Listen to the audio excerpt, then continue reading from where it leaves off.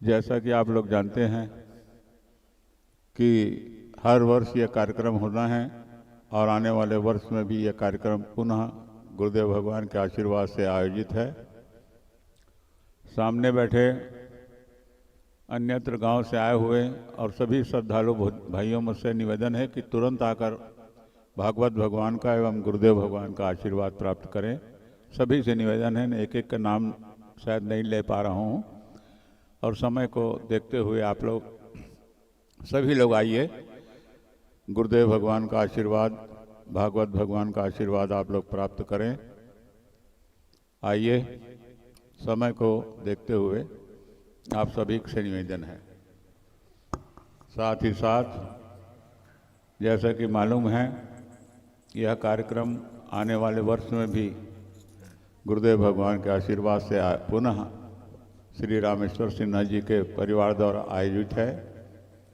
तो आज चौथा दिन, और जैसा कि आप जानते हैं कि हर वर्ष श्री रामेश्वर सिन्हा जी एवं उनके परिवार द्वारा दोपहर में मध्याह्नकालीन बेला में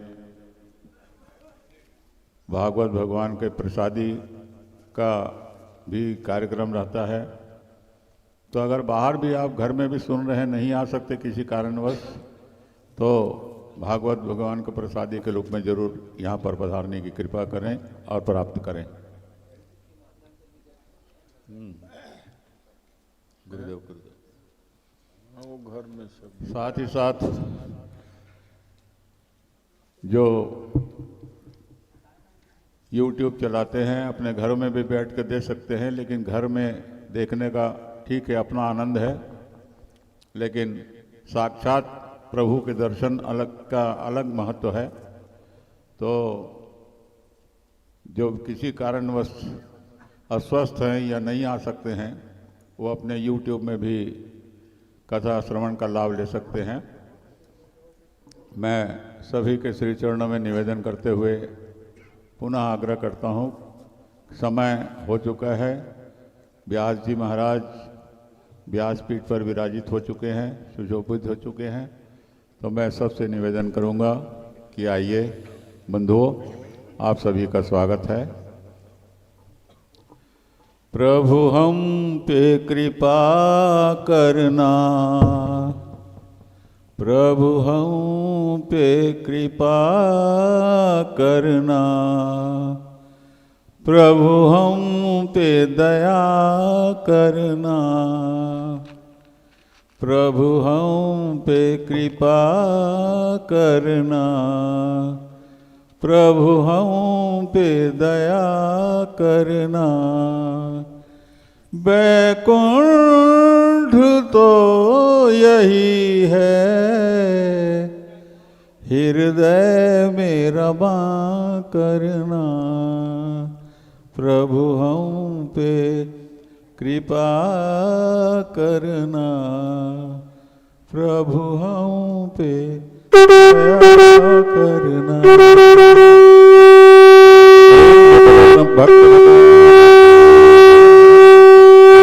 महापुराण की जय, व्यास जी महाराज की जय।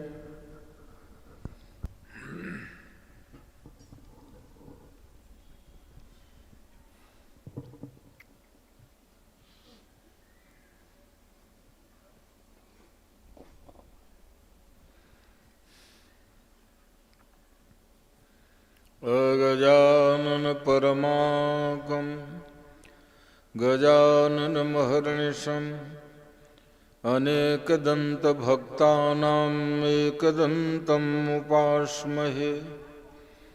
वागीसाद्या सुमनसः सर्वार्थानामुपक्रमे यं नत्वा कृतकृत्यास्युस्तं नमामि गजाननम्।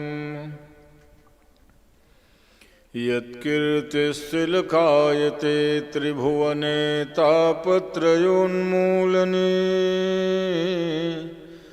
यद्वाक्यामृतजीवनी जनयते स्वान्ते सतां कौतुकम्।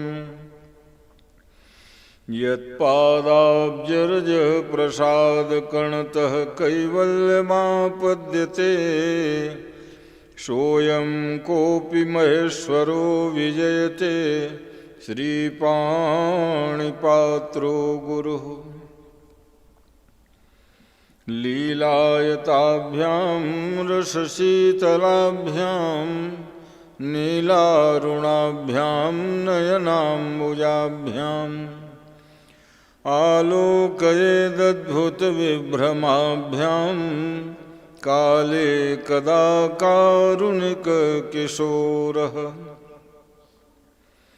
वंशी विभूषितकरान्नवनीरदाभात् पीताम्बरादरुणबिम्बफलाधरोषात् पूर्णेन्दुसुन्दरमुखादरविन्दनेत्रात् कृष्णात् परं किमपि तत्त्वमहं न जाने। राधाकरावचितपल्लववल्लरीके राधापदाङ्कविलसन्मधुरसलीके राधायशोमुखरमत्तखगावलीके राधाविहारविपिने रमतां मनो मे। यत्र यत्र रघुनाथकीर्तनं तत्र तत्र कृतमस्तकाञ्जलिं बाष्पवारि परिपूर्णलोचनं मारुतिं नमत राक्षसान्तकम्। या देवी सर्वभूतेषु मातृरूपेण संस्थिता नमस्तस्यै नमस्तस्यै नमस्तस्यै नमो नमः। ज्ञानिनामपि चेतांसि देवी भगवती हि सा बलादाकृष्य मोहाय महामाया प्रयच्छति। नारायणं नमस्कृत्य नरं चैव नरोत्तमं देवीं सरस्वतीं व्यासं ततो जयमुदीरयेत्। शारदे मातु कृपाकरिकन्दते मञ्जुलकाव्यसुधा सरसादे। भावनाये शिवर में भर दे सर्वस्व स्वदेश के हेतु लुटा दे। काव्य में ऐसी कला कर दे रसना रस सिद्धि के स्रोत बहा दे। देश की ऐसी दशा के लिए फिर सिंह के सोए सपूत जगा दे। हे हनुमान महाबलवान कृपा के निधान सुजान प्रभो। मम काज कहाँ अति भारी तुम्हें जब लीन उठाए पाषाण प्रभो। तुम जानत हो सबके जिय की तेहि ते नहीं कीन बखान प्रभो। हिय की अभिलाष सुपूरी करो निज दास प्रमोद ही जानि प्रभो। बोलिए वृंदावन बिहारी लाल की जय। शंकर भगवान की जय। राजा रामचंद्र की जय। राधा कृष्ण भगवान की जय। बजरंग बली की जय। समस्त ग्राम देवताओं की जय। पूज्य श्री गढ़भेड़ा बाबा की जय। धर्म सम्राट स्वामी श्री करपात्री महाराज महाराज की जय। सत्य सनातन धर्म की जय, धर्म की जय हो, अधर्म का नाश हो, प्राणियों में सद्भावना हो, विश्व का कल्याण हो, गौ माता की की जय, अपने अपने गुरु माता पिता की जय, आज के आनंद की जय, हर हर महादेव। श्री राम जय जय राम। श्री राम जय जय राम। श्री राम जय जय राम। श्री राम जय जय राम। सीता राम मनोहर जोरी। सीता राम मनोहर जोरी। मनोहर जोरी मनोहर जोरी मनोहर जोरी मनोहर जोरी। दशरथ नंदन जनक किशोरी। दशरथ नंदन जनक किशोरी। राधे श्याम मनोहर जोरी। राधे श्याम मनोहर जोरी। नंद नंदन वृषभानु किशोरी। नंद नंदन वृषभानु किशोरी। जय जय जय हनुमान गोसाई। जय जय जय हनुमान गोसाई। कृपा करहु गुरुदेव की नाई। कृपा करहु गुरुदेव की नाई। जय जय गिरिवर राज किशोरी। जय जय गिरिवर राज किशोरी। जय महेश मुख चंदु चकोरी। जय महेश मुख चंदु चकोरी। श्री राम जय जय राम। श्री राम जय जय राम। जनक सुता जग जननी जानकी।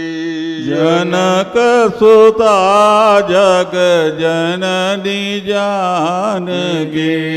अतिशय प्रिय करुणा निधान की। अतिशय प्रिय करुणा निधान की। ताके युग पद कमल मनावो। ताके युग पद कमल मनाओ। जासु कृपा निर्मल मति पाऊं। जासु कृपा निर्मल मति पाऊं। श्री राम जय जय राम। श्री राम जय जय राम। बोली वृंदावन बिहारी लाल की जय। मंगलमय ज्ञान यज्ञ के आयोजक श्री रामेश्वर सिन्हा एवं परिवार के सदस्य वृंदों, भगवत चरणारविंद मकरंद सुधा के पान करने वाले आत्मस्वरूप जिज्ञासु मेरे श्रोता बंधुओं, श्रद्धामयी ममतामयी भक्ति शक्ति स्वरूपा माताओं तथा बहनों, कार्यक्रम के संचालक महोदय, विद्वत वृंद, संत वृंद, आयोजक परिवार की ओर से आप सबों का हार्दिक अभिनंदन स्वागत है और व्यासपीठ की ओर से हमारी मंगल कामना पूर्वक शुभाशीर्वाद है सब लोगों के लिए।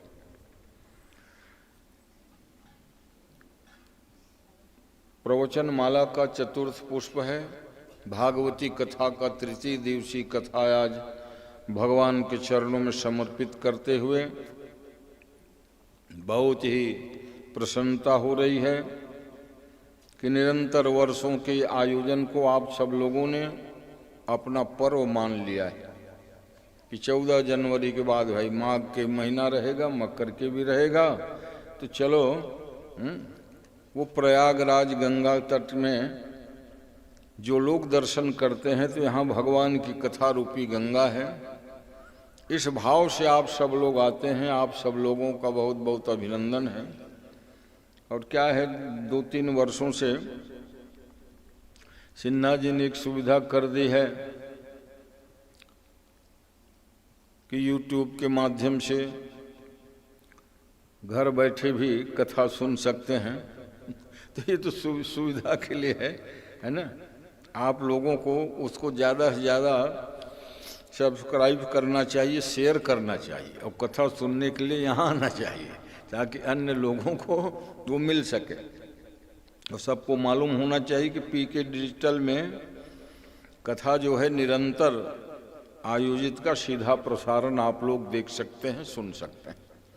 जैसे ही सर्च करेंगे पीके डिजिटल में तो वो आना शुरू हो जाएगा। दूरदर्शन जो भी कनेक्ट होता है पूरे, कई लोगों का वहाँ कमेंट आता है। जैसे कल ही एक कह रहा था, गुरुजी आवाज़ तो बहुत एकदम जोरदार है मगर थोड़ा कम हो जाता है जब टीवी में उसको कनेक्ट करते हैं। क्या भैया आवाज़ यहाँ पर्याप्त है। जब होता है कभी कभी इधर उधर करना पड़ता है ऐसे तो माइक में, उसको सब एडजस्ट कर लेना आप लोग। बहुत बहुत धन्यवाद है। इस चैनल को ज़्यादा से ज़्यादा जो है शेयर करिए ताकि ज़्यादा लोगों को मालूम पड़ सके कि सिर्री में भागवत कथा हो रही है।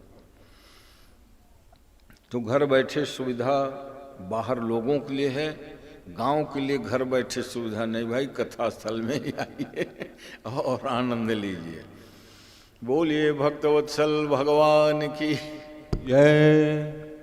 तो सज्जनों, कल आप सायंकालीन वेला में सुन रहे थे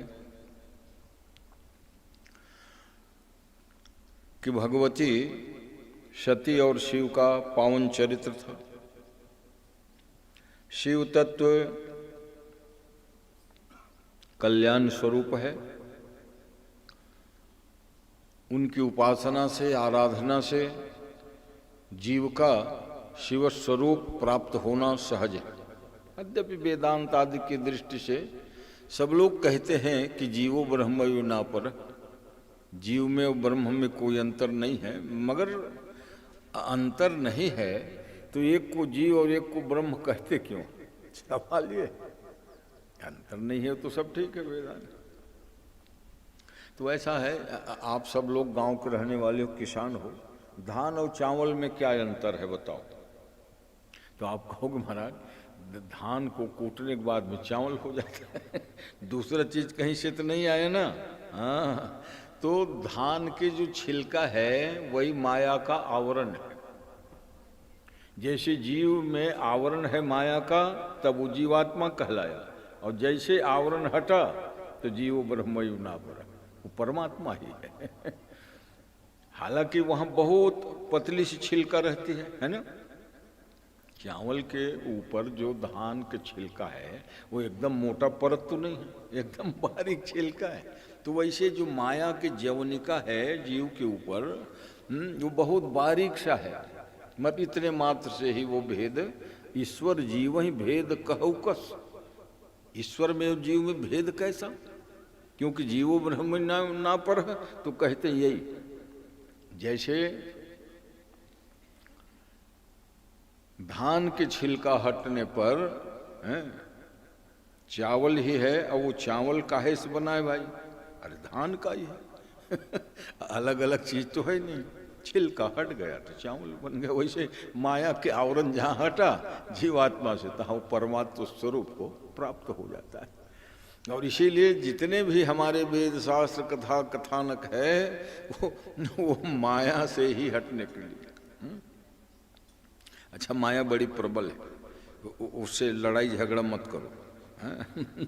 तो क्या करो, तो जो माया के प्रति प्रेम ममता हमारे अंतःकरण में होता है उसको भगवान की तरफ मोड़ दो। माया बने रहो ना भाई तुम। और जब भगवान की ओर हमारा चित्त शुद्ध वृत्ति हो जाएगा तो माया अपने आप फिर किनारे हो जाती है। इसलिए अधिक से अधिक भजन किया करो, ज्यादा से ज्यादा भगवान नाम कीर्तन किया करो, तो भगवान को फिर स्वयं चिंता होती है। भाई ज्ञानी और भगत में अंतर क्या है, हरदम सुने हो बहुत अंतराल तक के। ज्ञानी और भक्त में अंतर यही होता है, ज्ञानी को भगवान के पास जाना पड़ता है स्तुति करने के लिए, प्रार्थना करने के लिए, पूजा करने के लिए, और भक्त के लिए भगवान को दौड़ के आना पड़ता है। उदाहरण में अनेकों भक्त लोग हैं। गजेंद्र गजराज भक्त है, भगवान दौड़ के आए हैं। ध्रुव भक्त है, प्रहलाद भक्त है, भगवान को आना पड़ा है। और बड़े बड़े ऋषि मुनियों को भगवान के पास जाना पड़ता है। तो ज्ञानी और भक्त में बहुत माने तो अंतर बता दिया मैंने। ज्ञानी तो अपने ज्ञान के बल से भगवान परमात्मा का नैत निरूपण करता है, भगवान के दर्शनों के लिए जाना पड़ता है ज्ञानी को। और भक्त ऐसा है कि भगवान को उनके लिए दौड़ के आना पड़ता है। तो इसलिए आप भक्त बनिए। हाँ, और भक्त कब बनोगे, खूब भजन करोगे, भगवान की कथा सुनोगे, तो भगवान तो फिर आपका योगक्षेम। भाई हम इतने शक्ति सामर्थ्य नहीं है प्रभु जो हम आपको जान सके, आप तक पहुंच सके। वो तो ज्ञानियों का ये सब काम है, हम तो बस आपका नाम का ही आश्रय जानते हैं। जब भगवान के नाम का आश्रय ले लोगे तो भगवान दौड़ के आपके लिए आएंगे। भागवत की कथा का प्रतिदिन सार सर्वस्व बताता हूं संक्षेप में, है ना। तो महाराज मनु के 2 पुत्र हुए। भगवती गंगा के पावन तट है, गंगा पतित पावनी है, ब्रह्मद्रव है, और गंगा के तट में विशाल बरगद के झाड़ जो इतिहास को आज भी सुरक्षित रखा है। 5,000 साल के इतिहास को इतने डगालियां फूटी हैं उनके, और सब अगल बगल बिल्कुल उनको घेर डाले हैं, घर द्वार मकान बन रहे हैं। सूखताल में हालांकि कथा उथा कहने के लिए अच्छा मैदान जैसे पंडाल है,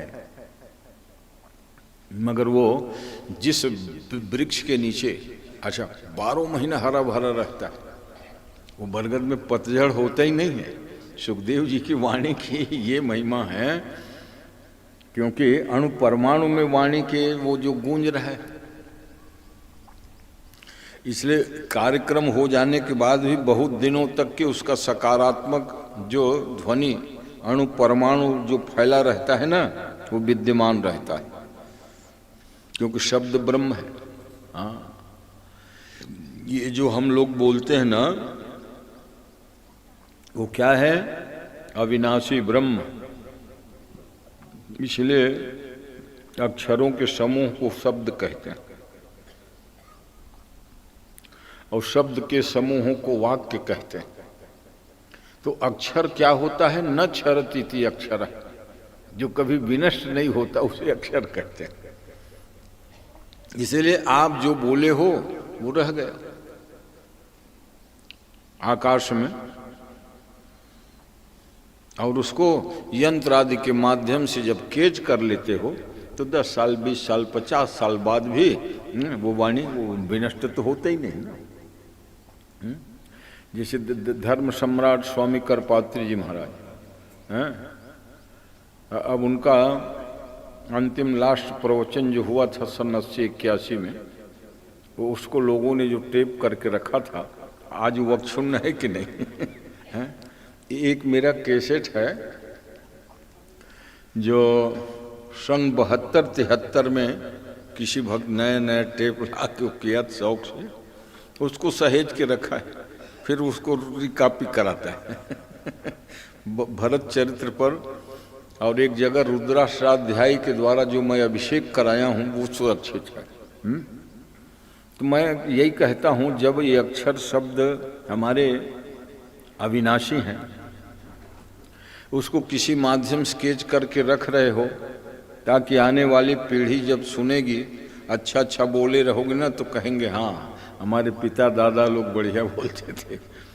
अबुल जलुल गाली गलौज जैसे करते, तो सब बिल्कुल छोड़ दो। हाँ, क्योंकि सत्संग का शिक्षा का मतलब यही है कि अनर्गल बात भी नहीं बोलनी चाहिए।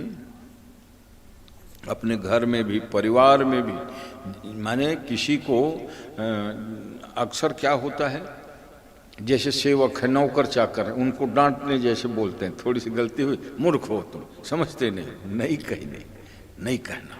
हाँ, इससे बड़ा अंतर होता है क्यों?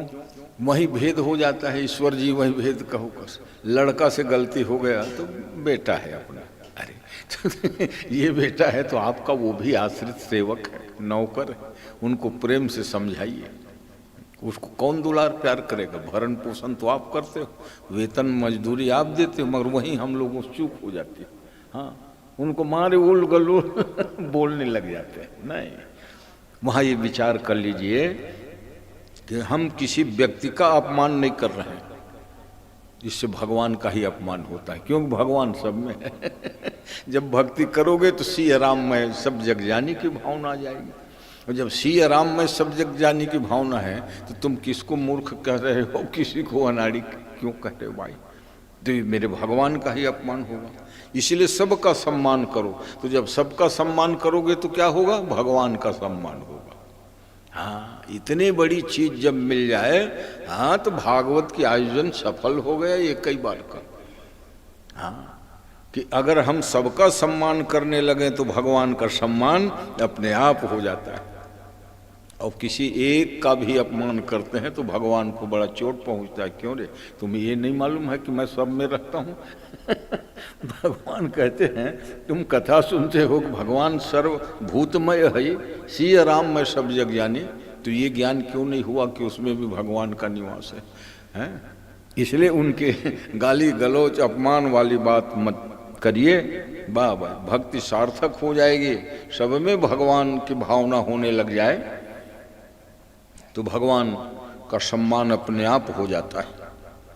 और इसीलिए सत्संग में अनेक प्रकार की बातें हमारे अमलात्मा संत, तो इतना सुंदर आप भगवान की भक्ति कीजिए ताकि भगवान आपके लिए दौड़ के आ जाए।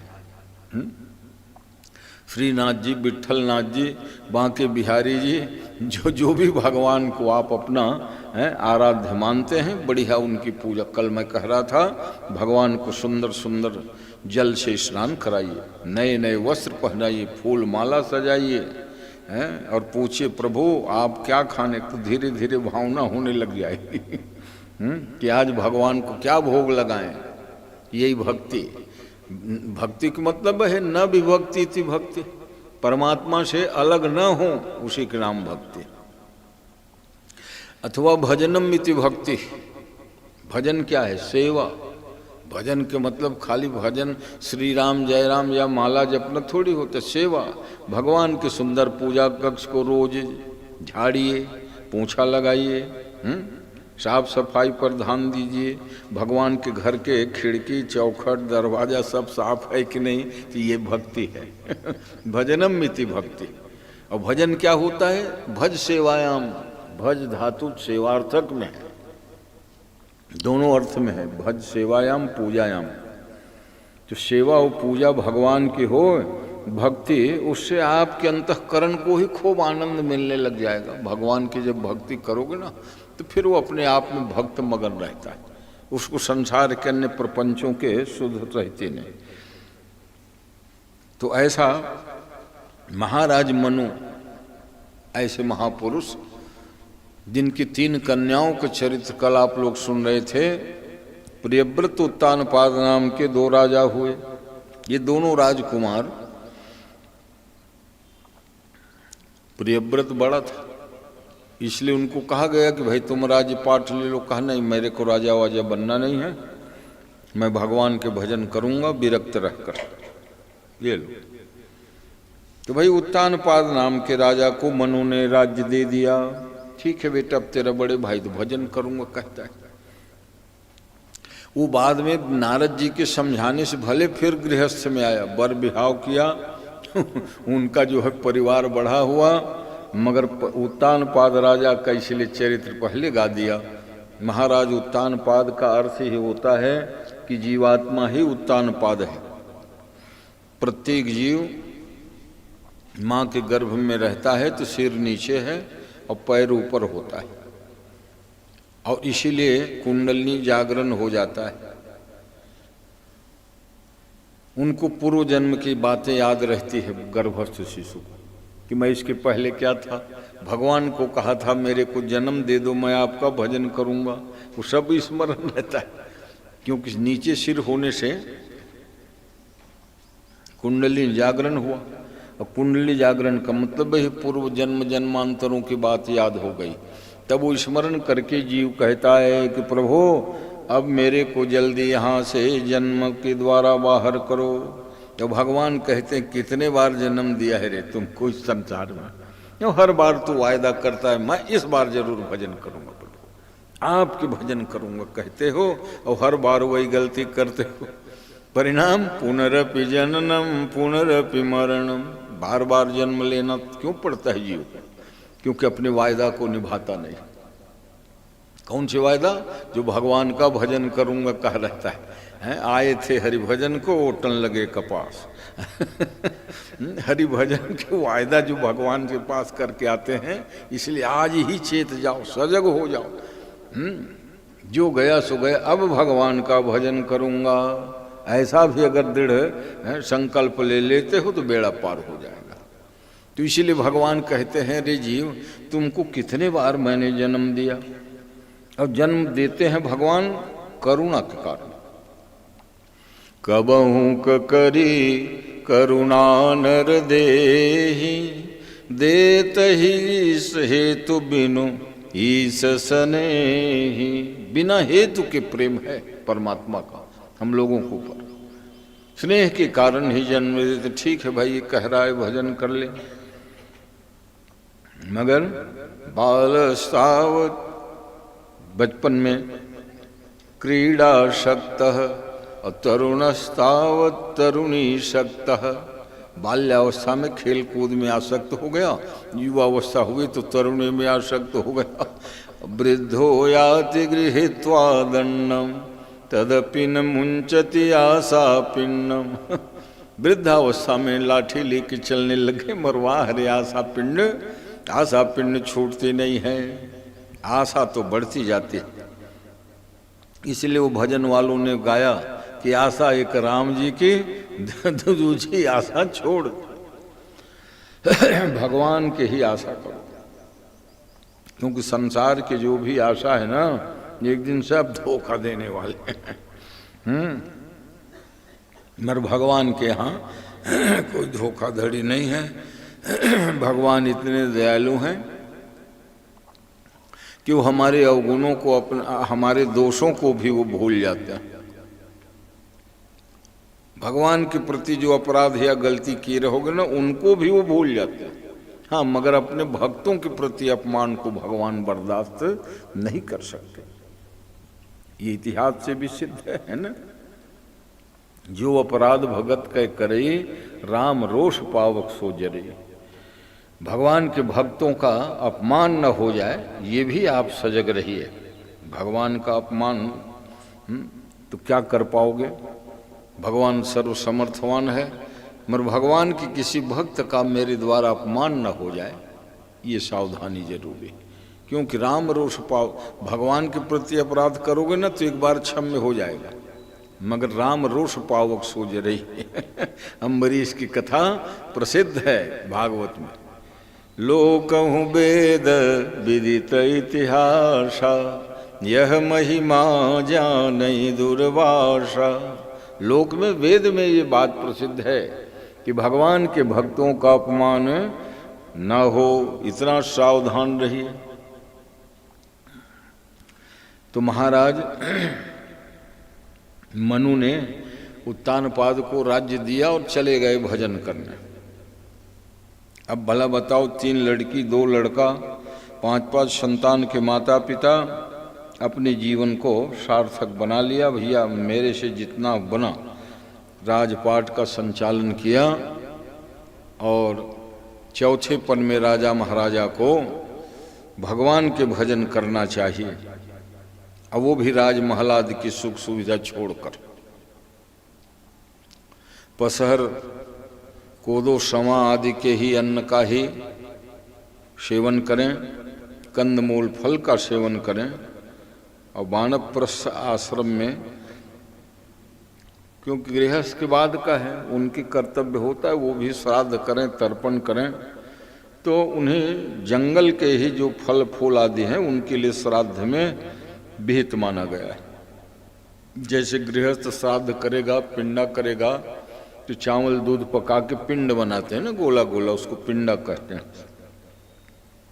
अब वानप्रस्थ जब श्राद्ध करेगा तो कहा उनको जंगल में जो प्राप्त है कंदमूल फल, उसी के द्वारा ही पितरों का तर्पण हो जाता है। तो कहते हैं महाराज उत्तानपाद ये तो बड़े प्रतापी हुए, मगर उत्तानपाद की इसलिए कमजोरी दिखी क्योंकि उन्होंने सुरुचि के द्वारा जैसे वो कहती थी सुरुचि वैसे ही करने लग जाता है। ये उनकी जीवन की सबसे बड़ी गड़बड़ी।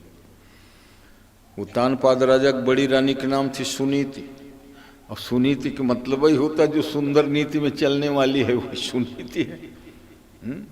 तो सुंदर नीति में चलने के लिए सबको प्रयास करना चाहिए कि नहीं, मगर कई लोग स्वभाव होते सुंदर नीति में नहीं चलेंगे, अनीति में चलेंगे या अपने मनमानी करेंगे। यही उत्तानपाद राजा का कारण है। तो उत्तानपाद राजा तो लाखों साल पहले हो गए, हम लोग भी उत्तानपाद से कम थोड़े।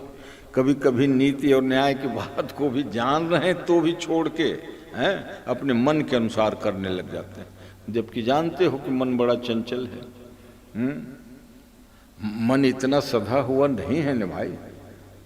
जहाँ देखे बढ़िया जो है चाट पकौड़ी बन रहा है, अब घर से खा के निकले हो 3 घंटा कथा सत्संग में बैठ के निकले, रायपुर दुर्ग आदि के स्वभाव देखे बढ़िया पानी पूरी के ठेला लगा है, हाँ तो चल 2 ठो हो जाए किस लिए यार, ये मन बड़ा मन तो राक्षसी वृत्ति वाला है ना, बहुत चंचल है और जिसका मन कहीं एकाग्र हो गया ना, अरे तो फिर क्या पूछना है, उसके तो आंतरिक ऊर्जा ही इतना रहता है कि वो प्रमुदित प्रफुल्लित रहता है, सदा प्रसन्न रहता है मन।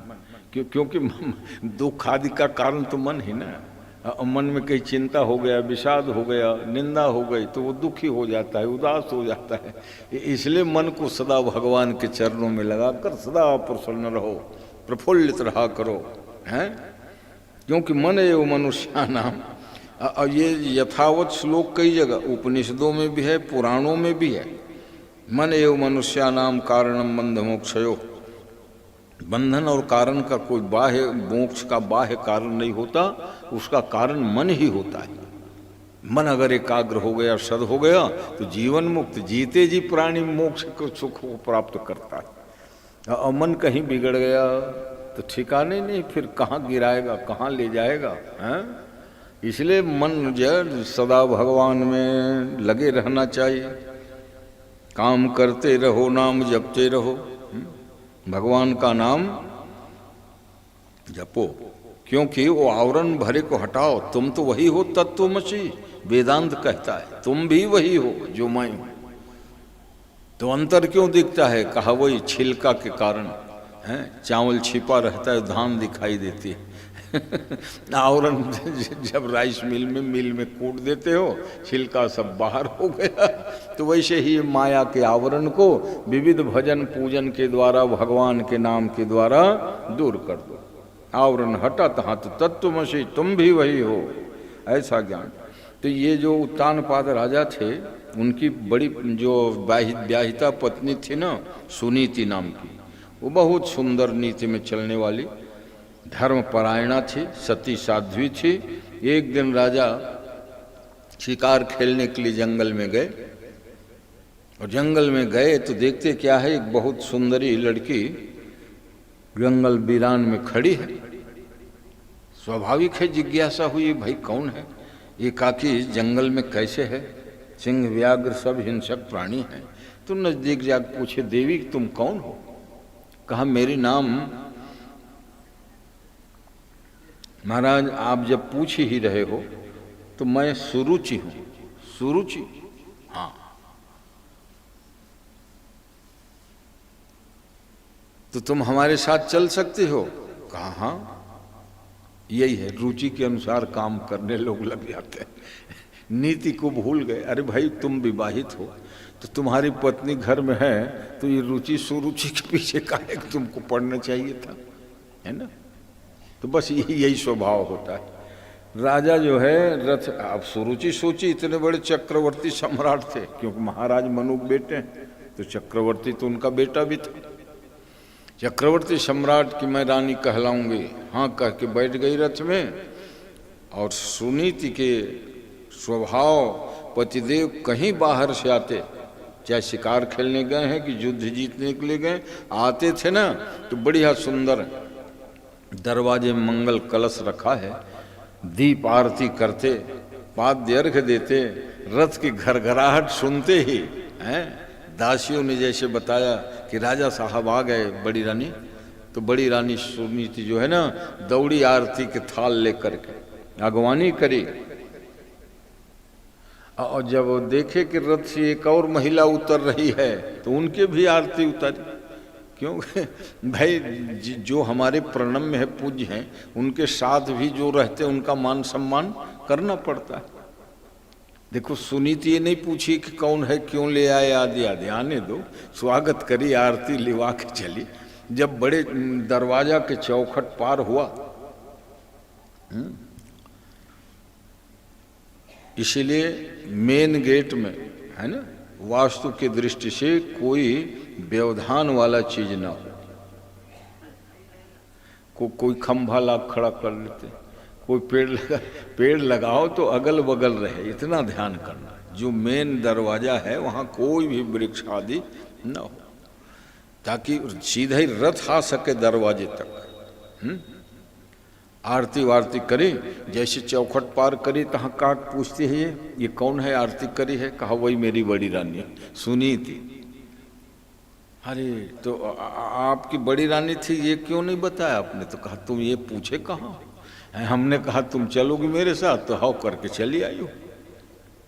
नहीं नहीं ऐसा नहीं होगा, हम इनके साथ नहीं रहेंगे। अब राजा तो उसके बस में हो गए थे। कहा कैसे में काम बनेगा ये बताओ? तो कहा इनको 2 कमरा के बाहर महल से निवास बना के दे दो, ये अपने बच्चे के साथ रहेंगे। ध्रुव का जन्म हो चुका था उस समय, तब की बात। 2 साल का बालक ध्रुव, और इनको अलग कर दो, ले। कहाँ गया भाई विवेक, कहाँ गई नीति? तो यही है, मन जब अपने रुचि के अनुसार काम करने लगता है तो बड़ा अनर्थ होता है। सती साध्वी पतिव्रता सुनीति को महल से बाहर कमरा दे दिया गया, और ये नाप के उनको दाल चावल आटा देती थी। महीना में कितना खाओगे तुम, ले लो 15 किलो। मगर सुनीति वो रानी है जो नीति का परित्याग नहीं करके है। कहते हैं कि ठीक है रे सुरुचि, तुम आते ही मेरे को घर से निकलवा रही हो। क्यों? कि रुचि और नीति के वहां सामंजस्य नहीं। नीति कुछ कहती है, रुचि कुछ, तो रुचि और नीति में यही मतभेद, वही सौत बन गए, शापत ने कहलाए। परिणाम क्या हुआ कि एक दिन सुनीति के दरवाजे में कोई सिद्ध पहुंचे हुए महात्मा का आगमन हुआ। और जैसे महात्मा लोग सिद्ध हो जाते हैं इतिहास में, जैसे गोरखनाथ, मत्स्येंद्रनाथ, ये सब सिद्ध महात्मा हैं। बनारस में कीनाराम वगैरह हैं, कई अघोरी लोग भी सिद्ध होते हैं, मगर ये अघोर तंत्र आदि आदि जो है वो सिद्धि के लिए ठीक नहीं है। हाँ, गोरखनाथ, मत्स्येंद्रनाथ, कबीरदास जी, ये सब स्वतः सिद्ध महापुरुष हैं। गोस्वामी तुलसीदास जी, उनकी सिद्धि के बारे में और क्या जानना। मुस्लिम शासन काल था, गोस्वामी जी ने मानस की रचना की और उसमें एक चौपाई लिख दी, जिम मलेच्छ बस कपिला गाई, जैसे मलेच्छों के बस में कपिला गाय पड़ गई हो। और उनको लगा मुसलमानों को कि हमको ही म्लेच्छ कहते हैं लोग, हिंदू लोग म्लेच्छ हैं कहते थे। म्लेच्छ शब्द जो है उन्हीं लोगों के लिए था। अपने लोगों के बीच में ये मत समझना कि म्लेच्छ किसी अंत्यज आदि को कहा गया ना। अंत्यज भी है वो हमारे हिंदू हैं, जिनका भी गोत्र है वो सब हिंदू, ये जान लेना। वो चाहे किसी जाति का, सतनामी हो, रामनामी भाई को कोई कहे कि वो निकृष्ट, कैसे निकृष्ट होंगे? अपने शरीर भर गोदना में राम राम है। पहले गोदना जो सूजी से गोदवाते थे तो उसमें शरीर भर राम राम, कान नाक माथा सब है। देखना बिलासपुर से आगे जब जाओगे अघरिया लोगों के एरिया में, वो मगन है बेचारे, गरीब हैं, खेती बाड़ी मजदूरी करते हैं, मर राम नामी। उनको पूछो कौन सा संप्रदाय, हम राम नामी है महाराज हैं। तो हम लोग जो राम के भजन करते हैं, आरती पूजा करते हैं, उससे उनका कितना बड़ा त्याग राम से है, संबंध से है। तो जंगल के रहने वाले आदिवासी हैं, मर राम नामी हैं, माने राम के अनन्य भक्त हैं। ऐसे अनेक उदाहरण, मगर उनको तो हर एक जो हिंदू होगा, किसी जाति का होगा, उसका गोत्र रहेगा। कौशिक है कि भरद्वाज है कि फलाना है कि धकेता है, कोई गोत्र होगा। क्यों गोत्र के बिना पहचान नहीं होगा। और लोग अजान में यही चाहते हैं आजकल के हमारा जाति गोत्र, अर्थ जाति गोत्र मिट जाएगा तो तुम्हारा अस्तित्व ही खतरे में है। हिंदू तो सनातन आदि तो बाद की बात है। इसलिए प्रत्येक व्यक्ति को अपना कुल गोत्र का जानकारी होना चाहिए। अब बुजुर्ग लोग अपने बच्चों को बतावे, क्योंकि स्कूल कॉलेज में पढ़ाई तो होगी नहीं, कौन सा गोत्र है? हाँ, गोत्र के बिना पहचान खत्म हो जाएगा। और वो गोत्र मात्र हिंदुओं में ही प्रचलित है। मुस्लिम लोगों को पूछो तुम्हारा गोत्र, हमारा गोत्र तो कुछ है ही नहीं, म्लेच्छ है। ईसाइयों को पूछो तुम्हारा गोत्र तो होता है, ना नहीं हमारा कुछ गोत्र नहीं। मगर हिंदू को पूछो कौन सा गोत्र है, भरद्वाज है, कोई ऋषि मुनि का ही नाम लेता है। कौन सा गोत्र है, गौतम गोत्र है। कौन सा गोत्र है, कौशिक गोत्र है। हाँ, और लोग जो है समझ नहीं रहे, इन्हीं को सब भूलवाने के लिए आजकल नए नए तरीके, लोग अपना गोत्र भूल जाएं। जाति, अरे जाति का निर्धारण माँ के गर्भ से जन्म लेते ही हो गया। वो फिर इस जीवन में बदलने वो आदमी नहीं है। धर्म पर परिवर्तन कर सकते हो, मत परिवर्तन कर सकते हो, मगर जाति परिवर्तन नहीं। इसीलिए मैं उस दिन भी कहा था कि समस्त हिंदुओं से मेरी व्यासपीठ की ओर से प्रार्थना है कि हर व्यक्ति अपने ही जाति बिरादरी में विवाह करें। लड़कियां जो हैं अपनी जाति के ही लड़के से विवाह करें, और लड़के अगर हैं तो अपनी जाति के ही कन्या से विवाह करें, तब बच पाएगा हिंदुत्व जो है। नहीं तो सब वर्ण संकर हो जाएंगे। जैसे आज म्लेच्छों को पूछो क्या गोत्र है, वैसे ही तुम लोग फिर नहीं बता पाओगे कोई गोत्र है। हाँ, ये लोगों के सब भूल भुलैया मत आइए। अपने ही जाति के लड़का लड़की से जब शादी करोगे, वो संतान जो होंगे वो सनातन के रक्षक होंगे। उनके द्वारा पिंडदान तर्पण करने से ही आपको सद्गति मिलेगी। और जहाँ वर्ण संकर आ गया, वर्ण संकर, तो फिर न तो पूजा पाठ देवता लोग ग्रहण करते उस घर का, और न पितर लोग पिंडा पानी ग्रहण करते। इतनी बड़ी चीज। इसलिए युवा पीढ़ी अब जानने लगी, नहीं तो क्या है वो शादी, अरे मन मुताबिक कर लेंगे। और बीच में धूर्त लोगों ने शुरू कर दिया था कि शादी नहीं करेंगे, हैं? क्या सिप कहते हैं उसको, उसके साथ रहेंगे। अब भला बता, 2 साल 4 साल रह गए नालायक, तुम्हारा धर्म और तो सब चला गया है। अच्छा, संतान उन्तान नहीं उत्पन्न होने देते संबंध है तो तुम तो लोक परलोक दोनों गंवाए रे नालायक। आजकल फैशन बन गया है, शादी करेंगे तो एक बंधन हो जाएगा, संतान हो जाएंगे, चलो रिलेशनशिप में रह जाते हैं। ये बहुत नारकी, कहाँ से इन लोगों को ये सब है? तो हिंदुओं को ही सब पथभ्रष्ट करने के लिए ये नए नए ईसाई आदि जो म्लेच्छ लोग हैं, वो तरीका जिहाद आदि की जो प्रक्रिया है। तो आज सत्संग के माध्यम से कथा के साथ क्यों इन बातों को मेरे को जिक्र करना पड़ता है कि आपका जीवन सुरक्षित हो, आपका भविष्य सुरक्षित हो, आपके बाल बच्चे के जाति धर्म कुल हिंदुत्व सुरक्षित हो। नहीं तो कुछ दिनों के बाद तो सब भूल जाओगे, मिल जाएगा सब। जैसे उन लोगों को अपना गोत्र वगैरह नहीं पता है। तो भैया ये सनातन धर्म है। ऐसा सिद्ध महात्मा एक आया, जैसे कलिकाल में भी गोरखनाथ, मत्स्येंद्रनाथ, ये सब सिद्ध महात्मा थे।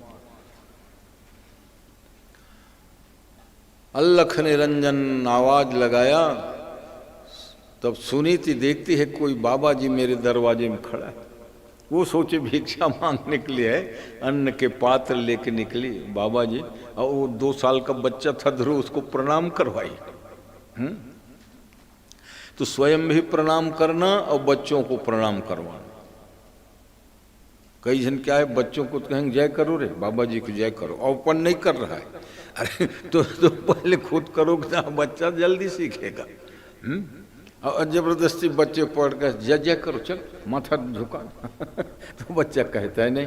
और जब माता पिता ऐसे प्रणाम करते हैं बेटा, हाँ, तो वो टप से वो प्रणाम करने लगता है। तो ध्रुव को बाबा जी के चरणों में प्रणाम कराया और प्रसन्न हो गए।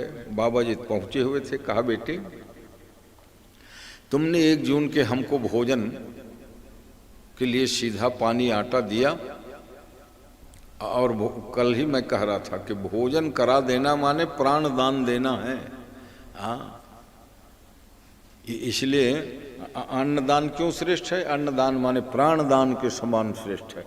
किसी मरते हुए को बचाने का कितना पुण्य होगा, वैसे किसी भूखे व्यक्ति को अगर आपने भरपेट भोजन करा दिया, हाँ, तो बहुत बड़ा पुण्य लूट लिए। क्योंकि ऐसा है, पुण्य बढ़ता है सत्कर्मों से और पाप बढ़ता है कुकर्मों से। पाप और पुण्य दोनों 10-10 प्रकार के होते हैं शास्त्रों के अनुसार। मन वचन और कर्म 3 चीज है। तो 4 पाप मन के होते हैं, 3 जो है वाणी के द्वारा और 3 पाप कर्म के द्वारा। कैसे? तो कहा इसकी लंबी चौड़ी सोचिए, संक्षेप में सुन लो। मन के द्वारा किसी से ईर्ष्या करना, द्वेष करना, अपमान करना। वाणी के द्वारा किसी को गाली देना, निंदा करना, ये वाणी के दोष है। कर्म के द्वारा किसी को मारना, पीटना, सताना, ये 10। तो वैसे ही 10 प्रकार के पुण्य भी होते हैं। मन में सत्कर्म की कल्पना कर लेना, ये पुण्य है। वाणी के द्वारा किसी का सम्मान करना पुण्य है। कर्म के द्वारा किसी के सम्मान पूजा करना है ना। इसीलिए 10 हरा शब्द के व्याख्या में मैंने कभी कहा था, 10 पापानि हरन्ति इति 10 हरा। 10 हरा माने 10वीं विजयादशमी भर एक दशहरा नहीं कहते। एक आश्विन में दशहरा होती है जिसमें रावण का वध होता है। उस दिन मैं कह रहा था, राम और रावण दोनों के अवतार शब्द लिखा है गोस्वामी जी ने। कहे से बहुरी रावण अवतारा। अब ले राक्षस राज के अवतार। तो अवतार भगवान का होता है, मगर वहां रावण के भी अवतार लिखा है। और तब प्रभु अवतार कथा पुन गाई। भगवान के अवतार वाली कथा का गान किया। अवतार दोनों का होता है ना। मगर भगवान के जब अवतार हुआ, उसको दुनिया के छोटे छोटे बच्चे जानते हैं कि राम का अवतार रामनवमी के दिन हुआ था। और रावण के अवतार कब हुआ था, बड़े बड़े पंडित नहीं जानते। और अवतार दोनों का हुआ है, तो समझ लो। इसके विपरीत रावण कब मरा, बच्चे बच्चे जानते हैं। दशहरा के दिन मरे। हम लोग आगे फूंकते हैं, बच्चे भी कह देंगे, पटाखा फोड़ते हैं। मगर राम भगवान कब प्रस्थान हुए, कोई नहीं जानता। बस यही अंतर है। राम में और रावण में क्या अंतर है? रावण के अवतार तो हुआ, मगर कोई नहीं बता सकता कि रावण कौन तिथि में जन्म लिए, कौन महीना में जन्म लिए। जैसे भगवान कपिल देव जी का जन्म हुआ था कार्तिक महीना के पंचमी तिथि को आए थे। सब देवताओं के अवतार है। भगवान राम चैत्र महीना के 9वीं तिथि में आए। मगर रावण कब आए तो कहा कौन उसको जानना चाहेगा। हाँ, तो ये समझ लेना, अच्छाई और बुराई का प्रतीक, अच्छाई के प्रतीक भगवान राम हैं, जिनके जन्म को बच्चा बच्चा जानता है कि राम नवमी। मगर बुराई के प्रतीक रावण कब मरा, बच्चा बच्चा जानता है। दशहरा के दिन हम लोग पुतला फूंकते हैं, रावण मारने जाते हैं। मगर भगवान राम सरयू में कब समाधि लिए, कोई नहीं जानता। तो अच्छाई और बुराई दो चीज है रे भाई संसार में। अच्छाई को अपनाओगे, अपना आचरण अच्छा बना के रखोगे, व्यवहार बना के रखोगे, तो आपकी पूजा होगी। जैसे राम भगवान की पूजा घर घर हो रही है। बुराई करोगे, हैं, लफूटी करोगे, तो रावण जैसे सब मार पीट के पुतला जलाएंगे। रावण आज नहीं है, लाखों साल पहले है, मगर आक्रोश इतना समाज में कि आज भी वो जलाते हैं रावण को। तो सज्जनों, अपने जीवन को अच्छे सन्मार्ग की ओर ले चलिए। सत्संग जो है सार्थक होगा।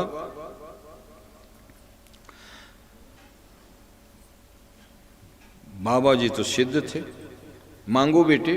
सुनीति कहती है बाबा जी मेरी एक सौत आई है सुरुचि नाम की, और 3 साल हो गए उनके बाल बच्चे नहीं हो रहे हैं, तो आप आशीर्वाद दे देते, सुरुचि के गोद भी भर जाता। अब सोच लो कितने माने सज्जन है वो सुनीति। तो बाबा सिद्ध मत्स्येंद्र नाथ ने कहा, काल्पनिक नाम कहा मैं, मत्स्येंद्र नाथ तो आधुनिक कलयुग के हैं, कहा कि कितनी भोली है ऋतु, तेरे को महल से निकलवा दी, बड़ी रानी थी, और तुमको चिंता है उनके बाल गोपाल नहीं है महाराज। ऐसा क्यों? तो कहा ऐसा है, वो जो बच्चे होंगे उनके गर्भ से वो भी राजा साहब का ही बेटा कहलाएगा। अभी एक ही बेटा है, और एक जने होना ठीक नहीं है। मान लो एक जने पढ़ने गया है, विदेश में भेज दिए, घर सुना सुना रहेगा। या एक जने बेटा है, कुछ दुर्घटना हो गई, तो फिर इसलिए महाराज ऐसा है, वो भले ही मेरी सौत है, मगर उसके भी गर्भ से एक बालक हो, ताकि दोनों भाई रहें। एक भाई बाहर है तो एक भाई माँ बाप के पास रहे। कितना सुंदर सोच है। इसलिए देखो, आज भी पुराने, अब खासकर मैं मारवाड़ी समाज में देखता हूँ कि कारोबार उनका अलग अलग है। एक का राइस मिल है, एक का दुकान है, एक का सब है, ट्रेडर्स है, मगर रसोई एक जगह बनती है। अपने यहाँ जहाँ 3 भाई हुए, तदे बांटल दे दे भाई, दादा दाई परेशान करे पागल, कमाओ सब जने और खाओ एक जगह। तो उससे क्या क्या होगा जानते हो? माने एक्स्ट्रा खर्च नहीं होगा। 4 ठो रसोई बन जाएगी, तो 4 जगह उतने दाल चावल आटा तेल ईंधन गैस चाहिए कि नहीं? है। एक गैस चूल्हा में संयुक्त परिवार का चल रहा है, 4 ठो बनेगा। तो हाँ, तो क्या करना चाहिए? मकान एक हो मगर रसोई एक जगह ही बने। हाँ, ये स्थिर लक्ष्मी के सब लक्षण है शास्त्रों में। इसलिए देखो मारवाड़ी लोग कब से काम धंधा सबके अलग अलग, कमरे है, आमदनी अपने अपने धर्म कर, मर खाने के समय में सब बैठ जाएंगे भैया। हाँ, ये तब टिके भैया लक्ष्मी जो है। इसलिए अपन लोग गलती क्या करें, जहां भाई गया अलग कर दे, नहीं करो रे दाई दादा कहा तो अलग एक ठन कुरियम बनाए खाए लग जाते। तो कामल लक्ष्मी रही गरीब के गरीब। तो भरसक प्रयास करो कि रसोई एक जगह हो। हाँ, ये है कि मान लो अब कोई रायपुर में चला गया सर्विस, तो उनकी तो रसोई घर अलग होगी, उसमें क्या है। मगर एक ही शहर में एक ही गांव में यदि हो, काम भले भिन्न भिन्न हो, कोई सर्विस में हो, कोई दुकानदारी करता हो, कोई राइस मिल चलाता हो, कोई दाल मिल चलाता हो, तो सबका रसोई एक जगह बना। हाँ, उससे क्या होता है, बरकत होती है और लक्ष्मी नारायण भगवान प्रसन्न होते हैं जब देखते हैं पूरे परिवार को एक साथ बैठ के खाने के लिए। अब एक जने हैं, एक और धर्म बता रहा हूँ। सनातन हिंदू संस्कृति में एक ही मान लो है पति पत्नी और मासिक धर्म होना, तो मासिक धर्म के समय में भी वही बनाएगी, वही खाओगे सब अशुद्ध। और 3-4 देवरानी जेठानी रहते तो तू आज भोजन बनाएगी रे, मेरी तबीयत ठीक नहीं है। ये हिंदू संस्कृति सज्जन,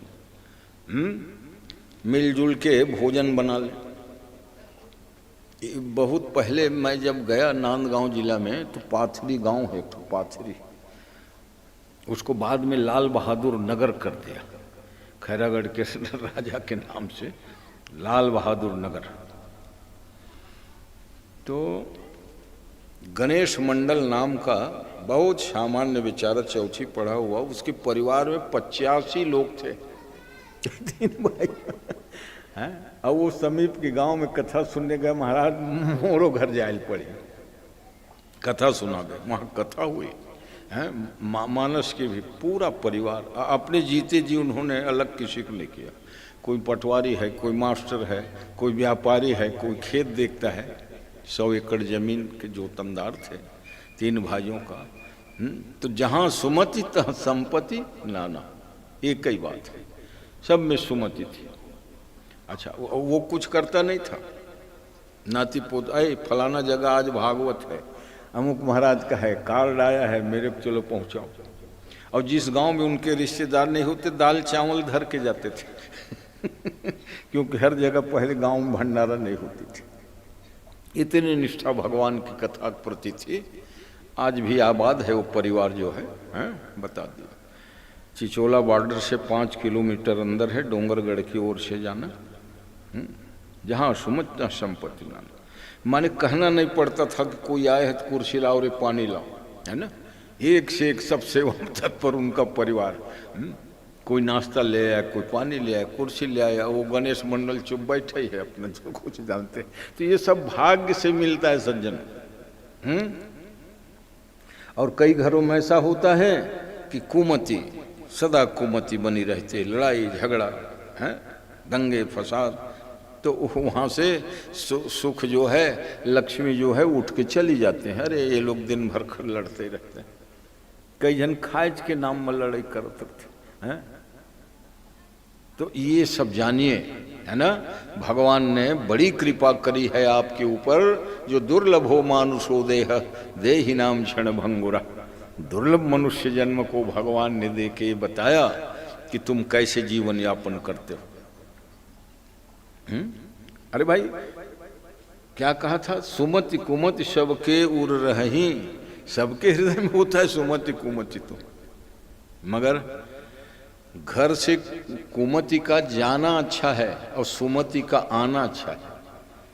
क्या अंतर है सुमति कुमति में? तो एक का जावे तो वो अच्छा, अब एक का आगमन हो जाए वो अच्छा है।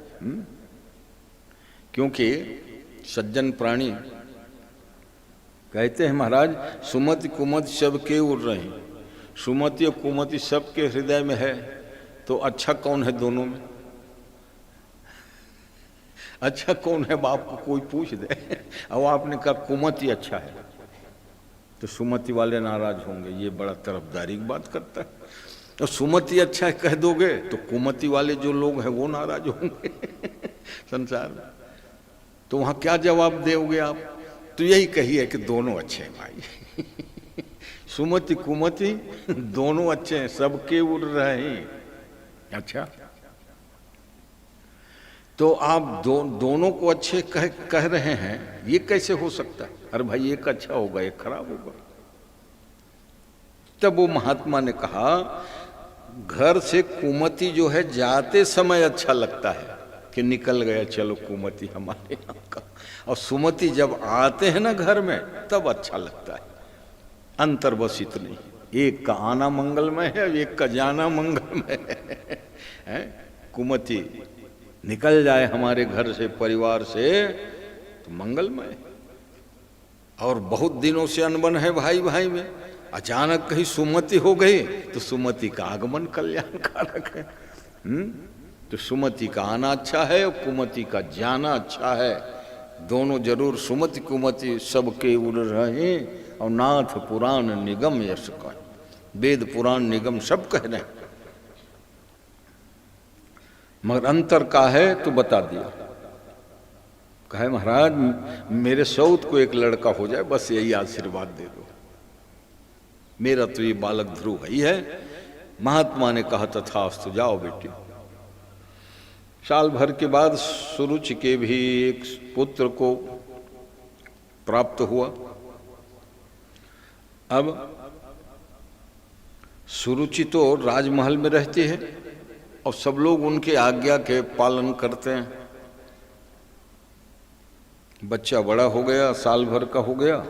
सुरुचि एक दिन राजा के गोद में बैठा दिए बच्चे को, श्रृंगार किया, स्नान कराया, वस्त्र पहनाया, कहा देखना जी गोदी में ले लो। और राजा साहब गद्दी में बैठे थे, चक्रवर्ती सम्राट हैं। तो भाई कभी कभी बात तो माननी चाहिए, और कभी कभी क्या, पति पत्नी दंपति का अर्थ ही होता है कि एक दूसरे का सम्मान करो, एक दूसरे की बात मानो। अब एक नई बात मानोगे तो लड़ाई होगी, तलाक तक के नौबत क्यों आता है? बात नहीं मानने का।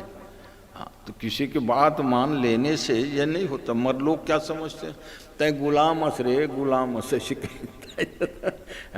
पत्नी के गुलाम होगी, दाई दादा के तय बातें नहीं मान। ऐसा मत कहिए, ऐसा है पति पत्नी हैं आपस में प्रेम पूर्वक नहीं रहेंगे एक दूसरे का सम्मान नहीं करेंगे तो कैसे बनेगा काम?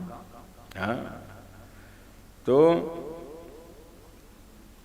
देखिए गोद में आप इसको रखो, गिरे ना, बैठा दे। अब वो तो राजा उनके बस में थे, बच्चे को संभाले हैं। उधर सुनीति ने अपने बच्चे को बढ़िया श्रृंगार करके नया नया कपड़ा पहनाया, क्योंकि ध्रुव ने पूछा था माँ पिताजी कौन है मेरे, तो कहा वो राजगद्दी में बैठते हैं ना बेटा, वही तुम्हारे पिताजी हैं, जाओ दर्शन कर आना। उनको लगा कि हो सकता है ध्रुव ऐसे बेटा को देख के गोद में ले ले, क्योंकि बच्चे जो है ना ध्रुव की हंसी करते थे। ध्रुव को पूछते थे कौन हो तुम, मेरा नाम ध्रुव, पिताजी कौन है तुम्हारे रे?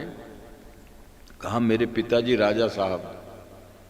तो लोग ताली बजा के हंसते थे, बच्चे बच्चे थे सब। या राजा का बेटा हूं करके बड़ाई मारते हो फालतू राजा के गोद में कभी बैठे हो तुम? हा? राजा के बेटा वो उत्तम है जो सुरुचि के बेटा है।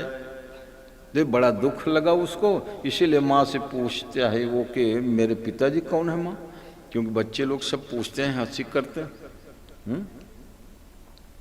इसलिए वल्दियत जो चली थी प्रक्रिया, स्कूल भी जाओगे क्या नाम है, फलाना, पिता का नाम फलाना।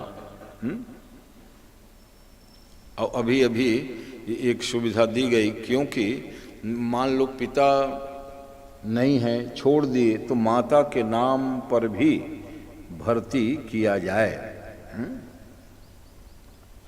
क्योंकि जैसे गलत धंधे के द्वारा कई संतान पैदा हुए, पिता कोई निश्चित नहीं है तो क्या उनका पढ़ाई लिखाई नहीं जाएगा? फिर क्या उसका आधार कार्ड नहीं बनेगा? बनेगा। इसलिए अभी संशोधन हुआ है कि पिता ना हो तो माँ के ही नाम लिखाने पर वल्दियत में उनको सारी चीज की सुविधा मिलेगी। पहले नहीं था ऐसा वल्दियत में पिता का ही नाम रहता था। तो ये काम अच्छा हुआ। कई काम अच्छे होते हैं और होते रहना चाहिए। जहाँ जहाँ भी गलती है, भूल है, चूक है, उसको सुधारते बनो। जीवन जो है सुधारने का ही है। तो ध्रुव पहुंच गया, गद्दी में पिताजी बैठे हैं राजा साहब, और उसके गोद में सौतेला भाई बढ़िया दुलार प्यार में सीढ़ी से चढ़ के चलो मैं भी पिताजी के पास पहुंच जाऊं। और फिर पिताजी के जंघा तो दो ठो है ना, एक गोदी में बैठा है, एक गोदी तो अभी खाली है, इसलिए वो ध्रुव चढ़ने लगा। और नजदीक में ही सुरुचि खड़ी थी, तो कहती है यद्दुर भगाया उदरे गृहीत। ऐ ध्रुव, अनधिकार चेष्टा मत करना बेटा। ध्रुव चौंक गया, माँ कैसे अनधिकार चेष्टा की बात करती हो? ये तो मेरा अधिकार है, मेरे पिता नहीं है क्या? और पिता के गोद में बैठना पुत्र का जन्म सिद्ध अधिकार है। अरे कहा तुम पिता तो है तुम्हारे, मगर मैं तेरी माँ नहीं हूं ना कितना अभिमान उसको।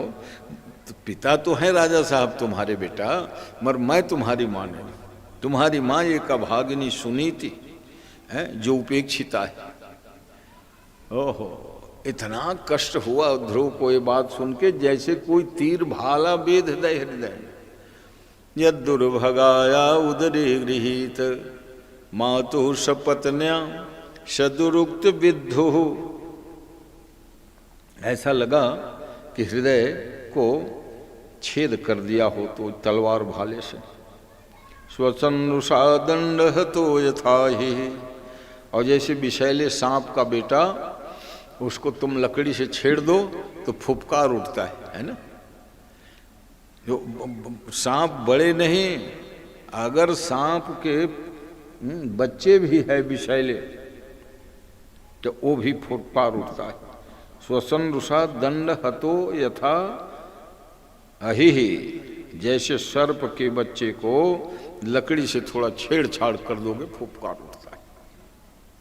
छत्री बालक है, क्रोध में भर गया, मगर बदला क्या लूँ अब?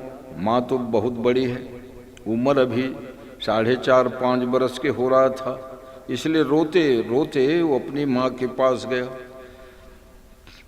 सुनीति जानती थी कि राजमहल में अक्सर जो है सुरुचि रहती पास में, अपने बेटा को राजा गोद में बैठा देती है और गौरवान्वित हो कहती है मैं कितना भाग्यशाली हूँ, मेरे पुत्र को राजा साहब गोद में लिए। चक्रवर्ती सम्राट हैं क्या हुआ, मगर हमारे बच्चे को दुलार प्यार कर रहे, ये भाव था। इसीलिए जब रोते हुए ध्रुव आया, माँ झट अपने हृदय से लगा ली और पूछने लगी बेटा क्या बात है, क्यों रो रहे हो? ध्रुव ने कहा कि मैं पिता के गोद में बैठूंगा करके सीढ़ी पार कर रहा था, इतने में हमारी जो शापत्नी माता है उनकी वाणी गूंजी कि अभाग्नि के संतान हो, तुम राजा के गोद में नहीं बैठ सकते। मैंने पूछा मैं राजा के लड़का नहीं हूं कि तुम लड़के तो राजा के हो, मगर मैं तेरी माँ नहीं हूं ना, मेरे कोख से जो उत्पन्न होता है वो राजा के गोद में बैठता है। इतना बड़ा अभिमान। अच्छा, सुनीत पूछते राजा साहब कुछ बोले? कुछ नहीं किए, सुनते रहे। समझ गए, जब हम किसी के वश में हो जाते हैं तो गलत वाक्य का, गलत काम का भी विरोध नहीं कर पाते। यही है उत्तानपाद के आंतरिक कथा। सत्य को सत्य नहीं बोल पाना, गलत को गलत नहीं बोल पाना, तो समझ लो या तो किसी प्रकार के दबाव में है या तो मोह में है। जैसे धृतराष्ट्र जानता था कि मेरा बेटा अनर्थ करता है, प्रजाजनों को सताता है, मारपीट करता है। विदुर जी समझाते भी थे, मगर मोह इतना प्रबल था वो किसी को सुनने को तैयार नहीं थे। हैं? जब व्यक्ति किसी के प्रति मोह में पड़ जाता है और वो गलत रहता है, उसको बताओगे कि तुम कहाँ उनके प्रति करते हो तो बड़ा गलत, तो वो कहता है नहीं, हम तुमको छोड़ देंगे मगर उसको नहीं छोड़ सकते। ऐसे अच्छे अच्छे लोगों की ये दशा होती है। हाँ? मोह की महिमा बड़ी बलवती है। राजा मौन हो गए, नहीं तो उनको रोकना था कि अरे सुरुचि तुम कौन होती हो गोद में बैठने से रोकने वाली, ये मेरा ज्येष्ठ पुत्र है, कहते कि नहीं, मर नहीं मूक हो गए। तो यही है, गलत को गलत नहीं कह पाने की स्थिति आई। महाराज उत्तानपाद चुप सुनते, मन जरूर कहता है, मन तो हुआ कि मैं उस बच्चे को हाथ पकड़ के गोद में ले लूं, मगर क्यों नहीं खींच पाए हाथ पकड़ के, तो कहा सुरुचि खड़ी थी। तो मन में सुरुचि नाराज ना हो जाए, बस यही होता है, सुरुचि नाराज ना हो जाए। जबकि चाहिए क्या, ऐसा कोई काम मत करो जिससे भगवान नाराज हो जाए, लिहाज भगवान का करना चाहिए। संसार वाले तो ऐसा है, तो अपने स्वार्थ में बताए ना कि एक व्यक्ति के लिए वही व्यक्ति अच्छा है और दूसरे व्यक्ति के लिए बुरा है, क्यों कि अपने अपने स्वार्थ जुड़ा है। ख्याल रखना ये चाहिए कि भगवान का लिहाज मैं करता हूँ, मगर लिहाज क्या किया, ये छोटी रानी के मैं बस में हूँ, ये नाराज, अच्छा नाराज हो जाएगी तो क्या कर लेगी भाई, है? तुम सर्व समर्थवान चक्रवर्ती सम्राट हो। तो यही दशा जीव की होती है। हाँ, इसलिए जीवात्मा ही उत्तानपाद है, ऐसा कह दिया बोध कराने के लिए। एक उत्तानपाद लाखों साल पहले हुआ इतिहास में, और हम आप सब भी उत्तानपाद जैसे आचरण करने लगे। मगर वो सुनीति है, अपने बेटे को बहुत प्यार दुलार करके चुप कराई और कहा बेटा रोते नहीं, तुम जो है ना आशय नहीं समझ पाए, तुम्हारी सौतेली माँ ठीक कही है, क्योंकि पिता के गोद से बढ़कर परम पिता का गोद है। तो तेरी सौतेली माँ यही कह रही थी ना, जा तपस्या कर, और तपस्या करके भगवान को प्रसन्न करना, तो गलत कहाँ बोली बेटा, जा भगवान के उपासना के लिए। देखो वो है माँ सुनीति, जो अपने पुत्र को भगवान के चरणों की ओर उन्मुख कर देती है, इसलिए सुनीति का नाम अमर है। जो माता पिता अपने बच्चों को भगवान के प्रति आकर्षित नहीं कराते, भगवान की भक्ति नहीं सिखाते, वो अपने माँ बाप का दायित्व नहीं निभा रहे, समझ लेना। वो मग्न है दुनिया के चाकचक्य में।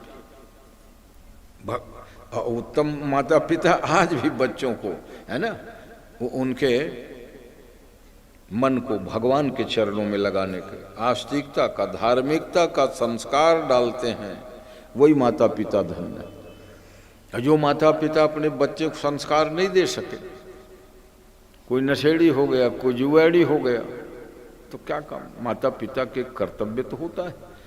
हाँ, कर्तव्य निभाने के बाद भी अगर दुष्ट नालायक संतान ना माने तो ये उनकी गलती है। ऐसे में सुनीति समझाती है कि भगवान की उपासना के लिए जाओ बेटा, ठीक कहती हो, क्यों कि पिता का गोद तो सांसारिक है, नश्वर है, और परम पिता का गोद सदा सदा के लिए अक्षुण्ण है, अमर है? क्योंकि परमात्मा ही अविनाशी है और बाकी सब विनाशी हैं। संसार में जितने लोग हैं, वस्तु हैं, पदार्थ हैं, वो सब विनाशी, और विनाशी के प्रति मोह करोगे तो एक दिन कष्ट ही होगा, क्योंकि उससे तो बिछोड़ना है, अलग होना ही है। चाहे माता पिता मित्र बंधु बांधव कोई है ना, ये एक दिन अलग होगा, चाहे कोई हो, है ना। और परमात्मा से जब वो प्रेम आसक्ति करोगे तो परमात्मा तो अविनाशी है, वो सदा रहने वाला है। इसलिए आपका जो प्रेम है वो अमर हो जाएगा, कब? जब भगवान के प्रति वो प्रेम करोगे, भक्ति करोगे, ये बताया। क्यों? परमात्मा सुनीति का ज्ञान कितना। फिर बोले बेटा बिना कारण के फालतू इतना रोना क्यों? तुम्हें मालूम है तुम्हारा नाम क्या है? बच्चे ने कहा मेरा नाम ध्रुव कुमार है। आज तो नाम ध्रुव कुमार है तो गुण भी तो होना चाहिए बेटा। ध्रुव माने अटल, अविचल है। और तुम विचलित हो गए थोड़ी सी बात सौतेली माँ कुछ कह दी, विचलित हो गए बेटा। तुम तो ध्रुव अटल। सुनई विनय मम बिटपज शोका, सत्य नाम करु हरु मम शोका। भगवती जानकी लंका के अशोक वाटिका में बैठी है। तारागण से अग्नि मांगती है, चंद्रमा से अग्नि मांगती है, मगर कोई नहीं दिए तो कहते सुनहि विनय मम बिटप अशोका। अरे अशोक के झाड़, तेरा नाम अशोक है। अब अशोक का मतलब न शोक ही थी अशोका, जहाँ शोक न रह जाए उसे अशोक कहते हैं। अशोक की छाया में मैं बैठी हूँ, शोक में डूबी हूँ, तुम कुछ हेल्प नहीं कर रहे हो अशोक अब अशोक के झाड़ भला का हेल्प करे। सत्य नाम करु हरु मम शोका। अपना नाम को सत्य कर ले। और कब नाम सत्य होगा? मेरे शोक को तब हर लोगे ना, तब लोग कहेंगे सही में जी ये शोक है। तो तेरा नाम ध्रुव है बेटा। देखो वाटिका दो ठोक वर्णन आता है। एक वाटिका लंका में। कहाँ है एक वाटिका? लंका में। और दूसरी वाटिका है, रामायण में पढ़ते हो कि नहीं? दूसरी वाटिका है जनकपुर में, मिथिला के यहाँ उसको क्या कहते हैं? पुष्प वाटिका और दोनों वाटिका का संबंध भगवती जानकी जी के ही जीवन से। सीता जी के संबंध दोनों वाटिका से। माई के जनकपुर में जो वाटिका थी उसको पुष्प वाटिका कहते हैं। अब पुष्प वाटिका में सीता जी गिरजा पूजन जननी पठाई, भगवान राम का दर्शन वही हुआ था। सुचि तीर्थ धाम अनेकन है, सबकी अपनी अपनी महिमा संसार में अनेकों तीर्थ है और सब तीर्थ की अपनी अपनी महिमा निराली होती है। अपने स्थान में बद्रीनाथ की अलग महिमा है, अयोध्या धाम की अलग महिमा है, जनकपुर धाम की अपनी महिमा। सखी किंतु विदेह पुरी लखी के, लघु लागत मोहि सबई उपमा। तीर्थ तो सब अपने अपने हैं, मगर विदेहपुरी मतलब महाराज जनक की नगरी मिथिला में। विचित्र बात है, महिमा मिथिला की नहीं। ये मिथिला की महिमा नहीं है। जो मिथिलापुरी की महिमा है वो किस लिए? महिमा उनकी जिनकी महिमा। महिमा उनकी किसकी? महिमा। महिमा ने पृथ्वी धरती जिनकी माँ है, उस जनक लली की महिमा है मिथिला का। महिमा उनकी जिनकी महिमा। एक महिमा में छोटी है ना, जिसके बारे में का सूची। तीर्थ धाम अनेकन है, सबकी अपनी अपनी महिमा। सभी तीर्थों की अपनी अपनी महिमा है। मिथिलापुरी की महिमा न राजा जनक की महिमा न मिथिला की महिमा। किसकी महिमा? तो महिमा उनकी जिनकी महिमा है। तो वहाँ बड़ी माँ है, महिमा है माने पृथ्वी। अब पृथ्वी की बेटी है सीता। तो मैं इसीलिए ख्याल कराया कि दो वाटिका की कथा आती है रामायण की कथा में। एक वाटिका पुष्प वाटिका, जहाँ महिमा जो है सीता जी की है। मिथिलेश से भूप निवास जहाँ, यद्यपि मिथिलेश राजा जैसे वहाँ बसते हैं, मर महिमा मिथिला की नहीं है सच की। मिथिला की महिमा नहीं, न राजा जनक की महिमा है। महिमा उनकी जिनकी महिमा। महिमा उनकी है। इसलिए जनकपुर के संत गाते हैं कि भगवान राम ब्रह्म परमात्मा को कल ही कह रहा था, अयोध्या धाम की वो महिमा है जो अजन्मा अविनाशी परमात्मा को भी अपने यहाँ अवतार लेने के लिए खींच लिया। इतना आकर्षण है। भूमि भूमि एक समान कैसे हो जाएगा भाई? जो लोग कहते हैं भूमि भूमि एक समान, तो सभी जगह भूमि ने भगवान को अवतार के लिए क्यों नहीं खींच के लाया है? कहाँ की भूमि ने खींचा? अयोध्या की। इसलिए अयोध्या की विशेषता है। महिमा उनकी जिनकी महिमा, तो मिथिलापुर में उनकी महिमा है जिनकी माँ पृथ्वी। महिमा माने अर्थात जानकी जी। और इसलिए जनकपुर के संत गाते हैं कि भगवती जानकी दुनिया राम दरस के लिए आते हैं, मगर मिथिला के भूमि को सम्मान करने के लिए भगवान राम परमात्मा होते भी वहां गए। सखियों ने कहा था कि हमारी किशोरी जी के कारण भगवान को आना पड़ा है, वो मिथिला की महिमा है। मगर मिथिला की महिमा किसके कारण है? जिसकी महिमा, जिसकी मां पृथ्वी है, वो सीता जी के कारण। इसलिए सीता जी के नाम सुन करके ही भगवान राम को आना पड़ा। ये बात ठीक है कि वहाँ सतानंद जी ने विश्वामित्र को चिट्ठी लिखी थी कि आप जनकपुर आएंगे यज्ञ में, तो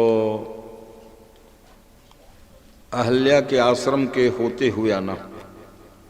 क्यों ऐसा कहा था? कि क्योंकि मेरी माँ सतानंद महाराज की माँ है अहल्या, और अहल्या का उद्धार हो जाए, इसलिए कहा उसी रास्ते से आना। जनकपुर आने का तो और भी रास्ते थे। जब उस रास्ते से आओगे अहल्या के आश्रम तरफ से, सिद्धाश्रम से, तो मेरी माँ जो पत्थर बनी है उसका भी उद्धार हो जाएगा, कल्याण। इसलिए सतानंद तब जनक बोलाए। ऐसा प्रसंग आता है, महाराज सतानंद जो है ना गौतम के ही पुत्र हैं, और जजमानी पुरोहिती जो है मिथिलापुरी के, उनको ही मिला था गौतम के बाद। क्योंकि गौतम जी अपने पुराने आश्रम छोड़ छाड़ के चले गए थे, है ना, नासिक में। क्योंकि जहाँ घटना हुई अहल्या वाले प्रसंग, उनको बड़ा खराब लगा। क्या अब यहाँ नजदीक रहूं? पत्नी को तो कह दे पत्थर बन जाओ, तो ऐसा थोड़ी को अपने रहे होंगे आश्रम। चले गए, स्थान छोड़ के चले गए। मगर गंगा के प्रति बहुत प्रेम था। सिद्धाश्रम पास ही गंगा बही थी। गौतम जी ने इसीलिए सोचा कि अब मैं गंगा को लाने के लिए प्रयास करूंगा। नासिक त्र्यंबक में ऐसी घोर तपस्या की गौतम ने, तो वहाँ गोमती गंगा, गोदावरी गंगा, इसलिए एक कुंभ पर्व जो है नासिक में भी पड़ता है, वो गंगा ही है। कौन से गंगा है वो? गौतमी गंगा कहलाते हैं। भगीरथ ने लाया तो भागीरथी गंगा। महर्षि गौतम ने तपस्या की सैकड़ों साल, और गंगा को आना पड़ा और कहा कि हे गौतम, मेरा नाम जो है तेरे नाम से पड़ेगा, गौतमी गंगा है। और आज भी गौतमी गंगा का जो कुंड है ना, वहाँ बड़ी श्रद्धा से लोग डुबकी लगाते हैं, क्योंकि वहाँ स्नान करते ही पितरों का उद्धार हो जाता है, कल्याण हो जाता है। तो भारतीय संस्कृति में ना मालूम जीवन भर कहीं तीर्थ को जानोगे, पढ़ोगे, सुनोगे ना, तब भी पूर्ण नहीं होता। ये भारतीय संस्कृति की विरासत है। अन्य धर्म रिलीजन में तो एक दो ठो उनका नियम है। इसीलिए कहते हैं कि भारतीय संस्कृति महान है, भारत देश महान है, और यहाँ के रहने वाले भी महान है, और उनके धर्म कर्म को मानने वाले तो और महान है। इसलिए सज्जनों, विचलित होने की बात नहीं। ये कालांतर में सब विघ्न बाधा तो आते रहते हैं। अनेकों बार निर्बल होता है सनातन धर्म, अनेकों बार फिर प्रबल होता है, क्योंकि इतिहास कहता है। और इतिहास जानते हो, इतिहास कैसे बना? अगर नारी नहीं होती तो इतिहास बनता ही नहीं। कल मैं जो कह रहा था कि नारी में ही वो शक्ति और क्षमता है जो अजन्मा परमात्मा को भी अपना बेटा बना के रखे। कोई और है जो परमात्मा को बेटा बनाए हो? हैं? अगर दिनमणि नहीं होते तो दिनमान भी नहीं होता। सूर्य भगवान है इसलिए दिन है, और सूर्य ही नहीं होते तो दिन होता नहीं। वैसे ही नारी यदि होती नहीं तो इतिहास होता नहीं। इतिहास तो बनता है, लोगों को जन्म ही नहीं होता, क्या इतिहास को लिखता है? इसीलिए हमारे जन्मा को भी अपने कोख से जन्म देते, और जन्म भरे नहीं देती, उनको नाचने को सिखाती है, चलने को सिखाती। नैव चल चंचल रे रे। जो सारे संसार के संचालन करने वाले भगवान, उनको यशोदा कौशल्या कहते हैं चल चल, है धीरे धीरे चल। नैव चल चंचल रे रे मातु देव दव कर्ण जनन्याह। इसलिए पृथ्वी को धारण करने वाले 7 कल मैंने गिनाया था। विप्रेर्वेदश्च, तपस्वी ब्राह्मण, वेद, पतिव्रता नारी, सती साध्वी, सती सूरवीर, गौ, ये इनके कारण पृथ्वी टिकी हुई। हाँ हम लोग समझते कि हम पृथ्वी को माने हमारे तुम्हारे क्या क्षमता है। सती भी सत्यवादी भी, सतियों के द्वारा सत्य बोलने वाला आज भी है संसार में। इन 7 के कारण सप्तै धार्यते मही। ये पृथ्वी जो टिकी हुई है 7 लोगों के कारण, और उसमें से अपना भी एक नाम जोड़ना है तो सत्य बोलना शुरू कर दो। क्यों? और माताएं यदि हैं तो सती भी हैं, सती साध्वी बन जाएं, और पुरुष जो है सत्य बोलने लग जाएं तो आपका भी योगदान हो सकता है। ब्राह्मण गौ आदि तो सही है, वेद आदि, आपका भी नंबर उसमें लग जाएगा। कब? जब आप सत्यवादी बन जाओगे तो कह सकते हो मेरे कारण पृथ्वी टिकी हुई। माताएं हमारी पतिव्रता हो जाएं, सती साध्वी हो जाएं, तो वो कह सकते हैं कि मेरे कारण पृथ्वी टिकी हुई है। इसलिए 7 जो व्यक्ति हैं उन्हीं के कारण ये पृथ्वी आज टिकी हुई है।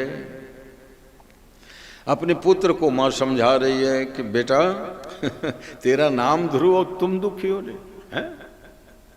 तो जैसे मां जानकी अशोक से कह रही है, सुनई विनय मम बिटप अशोका। अरे अशोक के झाड़, तेरा नाम अशोक है रे, मेरे शोक को क्यों नहीं हर लेते? कपि करि हृदय विचार दीन ही मुद्रिका डारी तब। इसलिए विचार करके मुद्रिका डाले उस समय। अच्छा, सीता जी को ये लगा कि सही में अशोक जो है मेरे को ये अग्निदी चमकते हुए मुंदरी यहाँ देखे। हाँ, वो तो मधुर वचन बोले हनुमान। हनुमान जी के बोलने से पता लगा कि ये मुंदरी लाने वाले कौन है। राम दूत मैं मातु जानकी, मैं राम के दूत हूँ माँ, सत्य शपथ कर कहता हूँ यह मुद्रिका मातु मैं आनी, मैंने लाया। अच्छा, राम नाम अंकित मुद्रिका को क्यों गिराए? कहा कपि कर हृदय विचार किया कि माता जी को अभी अग्नि चाहिए, अग्नि की मांग कर रही है। त्रिष्टा को कह रही है कि माँ तू अग्नि ला दे, माँ तू अनल पुंदेव लगाई। चंद्रमा को कह रही है कि अग्नि दे दे, तारा गण को कह रही है कि अग्नि दे दे। देखिए तो प्रगट गगन रंगारा, अवनि नयावत एक अवतारा। चंद्रमा तू भी तो अग्नि युक्त है रे। पावक मय शशि स्रवत नयागी, मानहु मोहि जानिहत भागी। हनुमान जी समझ गए कि माता सीता को अभी अग्नि की जरूरत है। अब वो अग्नि से तो काम चलेगा नहीं, इसलिए त्रिष्टा भी मना कर दी। निशिन अनल मिल सुन सुकुमारी। तो राम नाम अंकित है उस मुद्रिका में, और आकार में वन्य बीज, राम में र अ और म 3 वर्ण है ना। तो रकार जो है अग्नि के प्रतीक है, और आकार जो है सूर्य के प्रतीक है, और मकार जो है चंद्रमा का प्रतीक है। तो राम नाम में ही तीनों चीज है।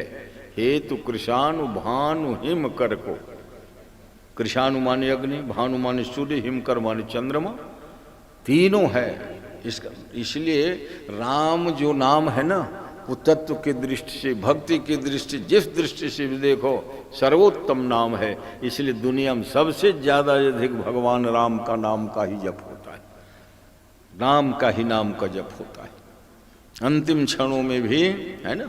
यद्यपि नाम सब अच्छे हैं नाम की अलग महिमा है, मरते समय भी हाँ राम राम, जमुहाते समय भी राम राम कहिए जमुहाई है। अनजान लोगों से मिलते हो, राम राम भाई आइए तो राम है हमारे घट घट में ही नहीं बसे हैं, हमारे व्यवहार में, संस्कार में है राम बसे हुए हैं।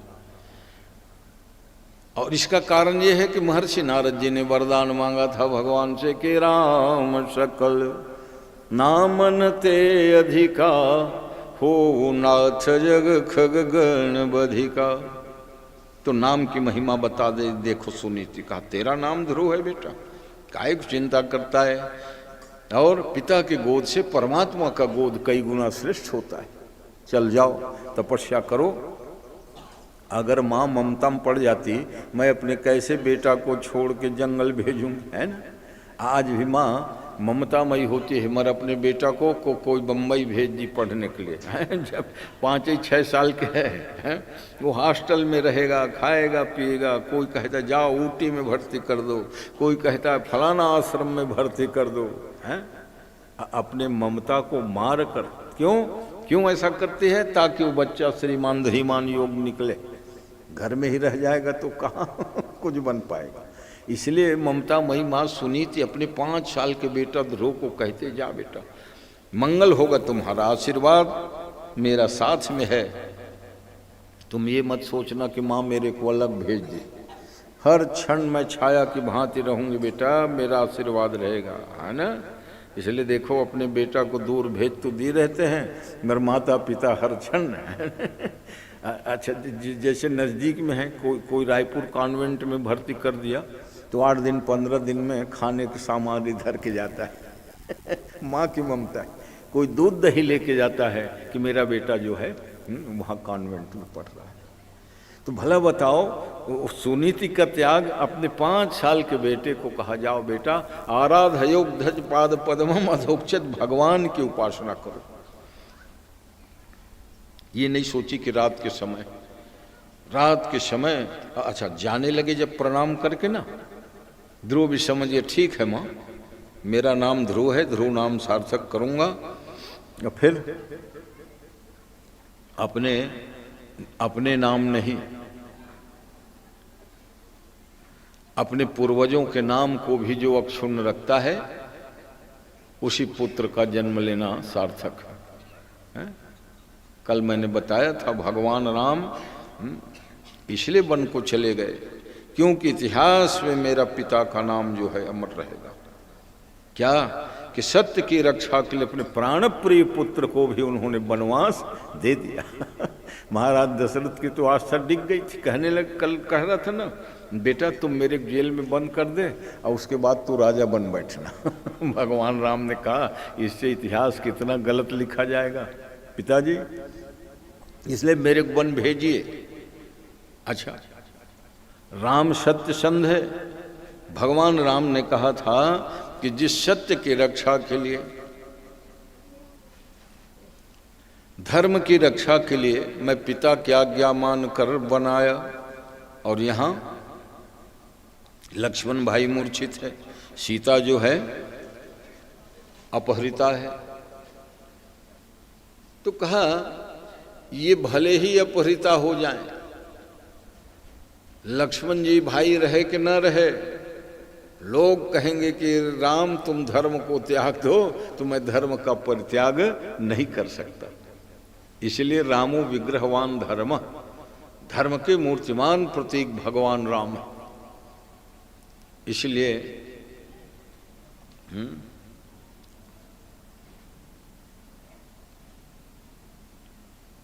शत्रुघ्न जिनका नाम सबसे कम आता है ना, पूरे रामायण भर में 1 आध बार बोले मगर उनका जीवन बड़ा ही विलक्षण है, उनका त्याग बड़ा विलक्षण है। कैसे?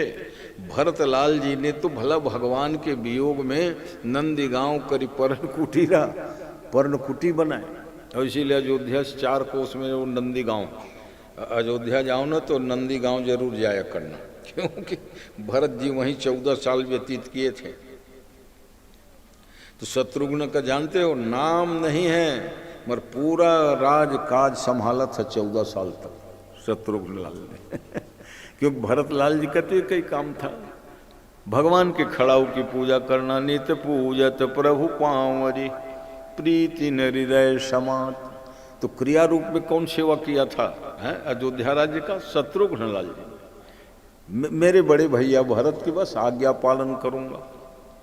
तो अद्भुत त्याग है कि नहीं? इसलिए जब लक्ष्मण के मूर्छित होने के बाद हनुमान जी के द्वारा हुआ ना, तो उर्मिला चुप नहीं रही क्योंकि ऐसा लगा था कि राम रावण युद्ध हो रहा है, तो शत्रुघ्न लाल को भेज दिया जाए क्या हेल्प करने के लिए। मगर उर्मिला कहते नहीं, शत्रुघ्न अगर चले जाएंगे तो अयोध्या का राजकाज कौन संभालेगा, इसलिए मैं जाऊंगी और मैं जाकर स्वयं दशकंधर का विनाश करूंगा। ऐसे ऐसे दिव्य भाव। इसीलिए समस्त पात्रों का चरित्र मंगलमय, उन अच्छाइयों को सब ग्रहण करिए। जब जैसे ही ध्रुव निकल गया राजमहल से, तब वो प्रार्थना करती है भगवान से कि हे नारायण, हे विष्णु भगवान, आप तो सर्व जगह व्यापक हो, ये बालक अब मेरा नहीं, ये आपका है, इसकी रक्षा का भार भी आपके ऊपर है। भगवान का आसन हिल गया, क्योंकि सच्चे दिल की जब पुकार करी सुनीति ने कि अब आप जानिए 5 साल का बच्चा 9 बजे रात को निकलने जा रहा है, भगवान का आसन हिल गया। इसलिए नारद जी को कहा था कि नारद जी रेडी हो जाओ, एक भक्त बच्चा आ रहा है। और माँ सिखा दी थी, तुम जाओगे ना महल से निकल के तो अपने माता पिता को प्रणाम कर लेना बेटा अब ध्रुव 5 साल का तो था, पैर ठुमकने लगा, क्या माँ आप भी अभी अभी डांट के गाली दे के भगाए हैं अब आपको अभागिनी कहा है, कैसे मैं प्रणाम करूंगा, कैसे? बेटा ऐसा है, प्रणाम करने से बिगड़ता कहाँ है रे कुछ, प्रणाम कर लेना। कट्टर शत्रु भी हो, जिनसे अनबन हो, प्रणाम करोगे ना तो आशीर्वाद ही मिलता है। प्रणाम करने वाले को कोई नहीं कह सकता तुम्हारा निहित हो, हैं? जब भी प्रणाम करोगे तो क्या कहते, चिरंजीव रहो, कल्याण हो, ये अच्छे ही आशीर्वाद निकलता है। प्रणाम तो है आशीर्वाद। प्रणाम शब्द ही ऐसा है जो आप जैसे प्रणाम किए किसी को आशीर्वाद मिलेगा। पुत्रवती भव, चिरंजीव भव, यशस्वी भव, आशीर्वाद ही निकलता है। इसलिए प्रणाम करने से ना कुछ घटता उठता नहीं। नित्य प्रणाम, प्रणामशील, जब भी बड़े अपने दिखते हैं प्रणाम करिए, हैं? माता पिता को प्रणाम करो ही, गांव बस्ती काका बड़ा कोई भी मिले, प्रणाम चाचा, प्रणाम दादाजी कहते रहो, हैं? और मौका मिले तो चरण स्पर्श करके प्रणाम करो, क्योंकि जब चरण स्पर्श करते हो ना तो उनके चरण के ऊर्जा सकारात्मक वो प्राप्त होता है आशीर्वाद के रूप में। इसीलिए जहाँ झुके, है ना, जहाँ झुके तहाँ वो ऊर्जा मिलेगी, स्वाभाविक है। समझा दी, कहा प्रणाम कर लेना बेटा, ठीक है माँ, आप कहती हो प्रणाम कर लूँगा। अब सुनी थी, सुरुचि बैठी थी सखियों के साथ, क्योंकि पूरे राजमहल में उनकी कब्जा, जाके दंडवत प्रणाम किया है ध्रुव ने। सुरुचि सखियों से कहती, देखे ये सुनीति कि बेटा कितना चतुर है, अभी 1 घंटा पहले डांट फटकार के भगाई थी कि अभाग्निक संतान तू गद्दी में बैठने की बात करता है, यद दुर्भगाया उदरे गृहीत। मगर कितना होशियार, आज प्रणाम कर रहा है। इसलिए सुरुचि कहती है कि बेटा किस उपलक्ष्य में प्रणाम कर रहे हो तुम? तो कहा माँ आपने कहा ना सुनो, ये माला आशीर्वाद ले लो। बोलिए भक्तवत्सल भगवान की जय। तो जैसे ही वो दंडवत प्रणाम किया तो कहते बेटा उठो, मनोरथ पूर्ण हो। आपने तो कहा था माँ कि जाओ भगवान की तपस्या करना है, और तपस्या करना ही नहीं, वरदान क्या मांगना वो भी बताई थी आप। क्या मांगना कि दूसरे जन्म में मेरी माँ सुरुचि हो, सुरुचि के गर्भ से जन्म लूं, ऐसा मांगना। इसलिए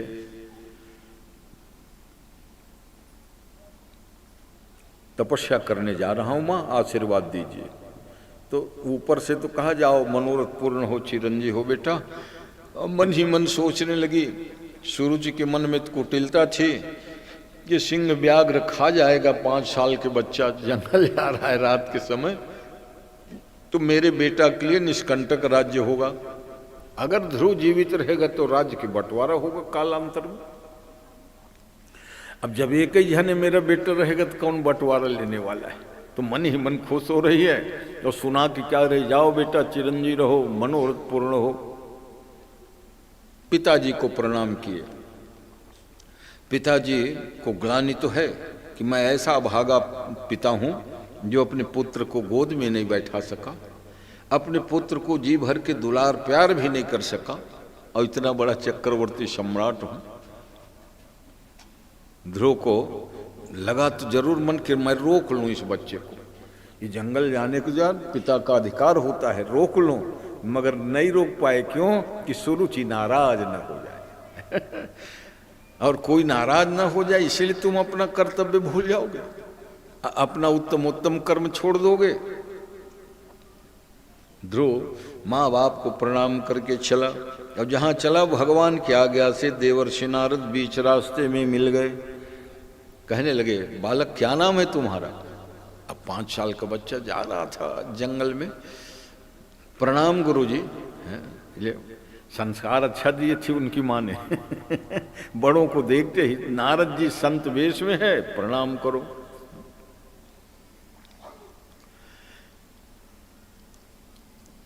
भगवान राम ने परशुराम जी से कहा था कि आप लक्ष्मण के ऊपर नाराज होते हो, भड़कते हो महाराज, मगर ये हम रघुवंशी हैं, हमारे सब बच्चे संस्कारित हैं। अगर संत महात्मा बेश में आते ना तो आपके चरण के धूल को अपने माथे में लगाता, और तुम तो तलवार फरसा धर के आए हो, तो ये सोचे ये भी वीर होगा। इसलिए वीरों की भाषा में परशुराम जी भड़क गए। तुम भी अपने भाई की तरफदारी करते हो। तो हूँ बंधु सम वाम, वाम माने टेढ़ा, भाई के समान तू भी टेढ़ा है। तो संस्कार जब था तो ध्रुव ने प्रणाम किया नारद जी को, और नारद जी ने पूछा कहाँ जा रहे हो बेटा। कहा तपस्या करने जा रहा हूँ गुरुजी। अब ले तपस्या का रंग ढंग मालूम नहीं था बेचारे को उस समय। तपस्या करने जा रहा हूँ क्योंकि मेरी माँ कही है कि आराधयाधोक्षज पाद पद्मम, अधोक्षज भगवान के तपस्या करने के लिए जाओ। अब मेरे को ये नहीं मालूम है कि अधोक्षज कौन है और कहाँ जाना है, आप गुरु जी हो, मेरे को मार्गदर्शन करिए। तो नारद जी समझाने लगे, देखो बेटा भावुकता में आके काम नहीं करना। अब एकदम से जंगल नहीं, घर में भला जप तप अभ्यास करते। शनैर कंथा शनैर पंथा, कंथा पंथा शनै शनै। कंथ और पंथ दोनों को शनै शनै आगे बढ़ाना चाहिए। और तुम सोचो 5 साल की उम्र है और बच्चों को भूख सवेरे से लगती है, कौन तुमको वहाँ कलेवा कराएंगे। तुम्हारी माँ तो अपने घर में रहेगी। ध्रुव ने कहा गुरुजी उसकी चिंता आप छोड़ दीजिए। क्यों कि जब बालक का जन्म होता है, दांत नहीं उगा रहता 8 महीना तक, तो माँ के स्तनों में दूध की व्यवस्था परमात्मा करते हैं। कोई कहता है चमत्कार देख, अरे क्या चमत्कार देखोगे हैं। अन्न पानी को दूध के रूप में परिणत करा देती हैं कि नहीं माताएं। गाय भैंस आदि को चारा घास आदि देते हो, मगर वो दूध के रूप में परिणत होता है। इसलिए वैज्ञानिकों ने दाना भूसा से दूध बनाया है भी जापान का, मगर उस दूध में वो गुणवत्ता नहीं है। हाँ, गौ माता के संसर्ग से जो दूध होगा वो बनावटी दूध में कहाँ गुण हो सकता है, नहीं हो सकता। तो जब दांत नहीं तब दूध दियो, जब दांत हुए कछुओ रही दई हैं। ध्रुव ने कहा प्रभु आप तो महात्मा हो, गुरु हो, जैसे दांत उगता है बच्चों के लिए तो फिर रोटी बिस्कुट चॉकलेट सब व्यवस्था हो जाती है, और जब दांत नहीं उगा रहता ना तो माँ के दूध से ही वो निर्भर रहते हैं 6 महीना 8 महीना। इसलिए आप चिंता मत करो मेरे भोजन पानी के, मेरे को कौन से मंत्र कैसे जप करना यही सिखा दो गुरुजी। नारद जी प्रसन्न हो गए, कहा बैठो आसन लगाओ बेटा, सुखासनम उपविश्य। देखो आसन कई होते हैं, मगर जब ज़्यादा देर तक बैठना हो ना तो पद्मासन वगैरह भी ठीक नहीं होता बेटा, क्योंकि उससे पैर दर्द करेगा ना पद्मासन में। तो सुखासनम, सुखासन क्या है, जो सामान्यतः जो पालथी मार सब बैठे हो ना वो सुखासन कहलाता है। सुखपूर्वक वहाँ कई घंटों बैठ सकते हो। और पद्मासन जब लगा दोगे एक के ऊपर फांस करके तो वो फिर तकलीफ होगा, ध्यान फिर वही बार बार जाएगा। तो सुखासन में ही बैठो बेटा। और भगवान के मंगलमय मंत्र तो ओम नमो भगवते वासुदेवाय, ये महामंत्र है बेटा, जप करना। गुरु जी तो दीक्षा दे दिए और कहा कि मंत्र ही शक्तिशाली होते हैं बेटा, अंतःकरण का प्रकाश गुरुपदिष्ट मंत्र से ही होता है। गुरु तो एक माध्यम है परमात्मा से मिलाने के लिए, मिलाने की क्षमता मंत्र में है। हाँ, इसलिए मंत्र का अधिक सभी मंत्र का पुरस्चरण करने का विधान होता है। जैसे जो मंत्र जितने अक्षर का है उतने लाख जप करने पर पुरस्चरण होता है। जैसे गायत्री मंत्र 24 अक्षर का है, अक्षर 24 परम पुनीता, इनमें विषय शास्त्र श्रुति गीता, वेद शास्त्र सबका सर्वस्व है। मगर गायत्री मंत्र 24 अक्षर का है तो कब फल मिलेगा? 24 लाख जब आप जीवन में जप कर लोगे। हाँ, पुरस्चरण। जैसे कोई गुरु मंत्र लेता है अष्टाक्षर द्वादशाक्षर तो उतने ही लाख करने पर पुरस्चरण होता है। अब पुरस्चरण होने के बाद फिर गुरु के शरण में जाए, कहा अब मेरे अगला क्लास का होगा। ऐसा थोड़ी एक बार कान फूंका लिए गुरु कहाँ है चेला कहाँ है पता ही नहीं है, अपने मगन है। अब गुरु तो आशीर्वाद दे देते हैं, आशीर्वाद मात्र से जाओ तुम्हें, है ना, नाम कमाने। कल मैं कह रहा था अनेकों व्यास, कलयुग में अनेकों व्यास, द्वापर में एक ही व्यास हुए, मगर व्यास और गोस्वामी जी ने कलिकाल में हजारों व्यास बना दिया। अगर तुलसीदास नहीं होते तो सबसे ज्यादा रामायण पर व्यास है कि नहीं? हाँ, जगह जगह 9 रामायण हो रही। जरूरी नहीं है कि वो कोई शास्त्रीय आचार्य हो, रामायण पढ़ा है, चौपाई दोहा कंठस्थ है, वो टीका कर रहा है, व्यास जी बन गए। हजारों लाखों व्यास बना दिया एक ने। द्वापर में तो एक ही भगवान वेद व्यास हुए थे। किनके किनके सिर में छत्र धरा दिया।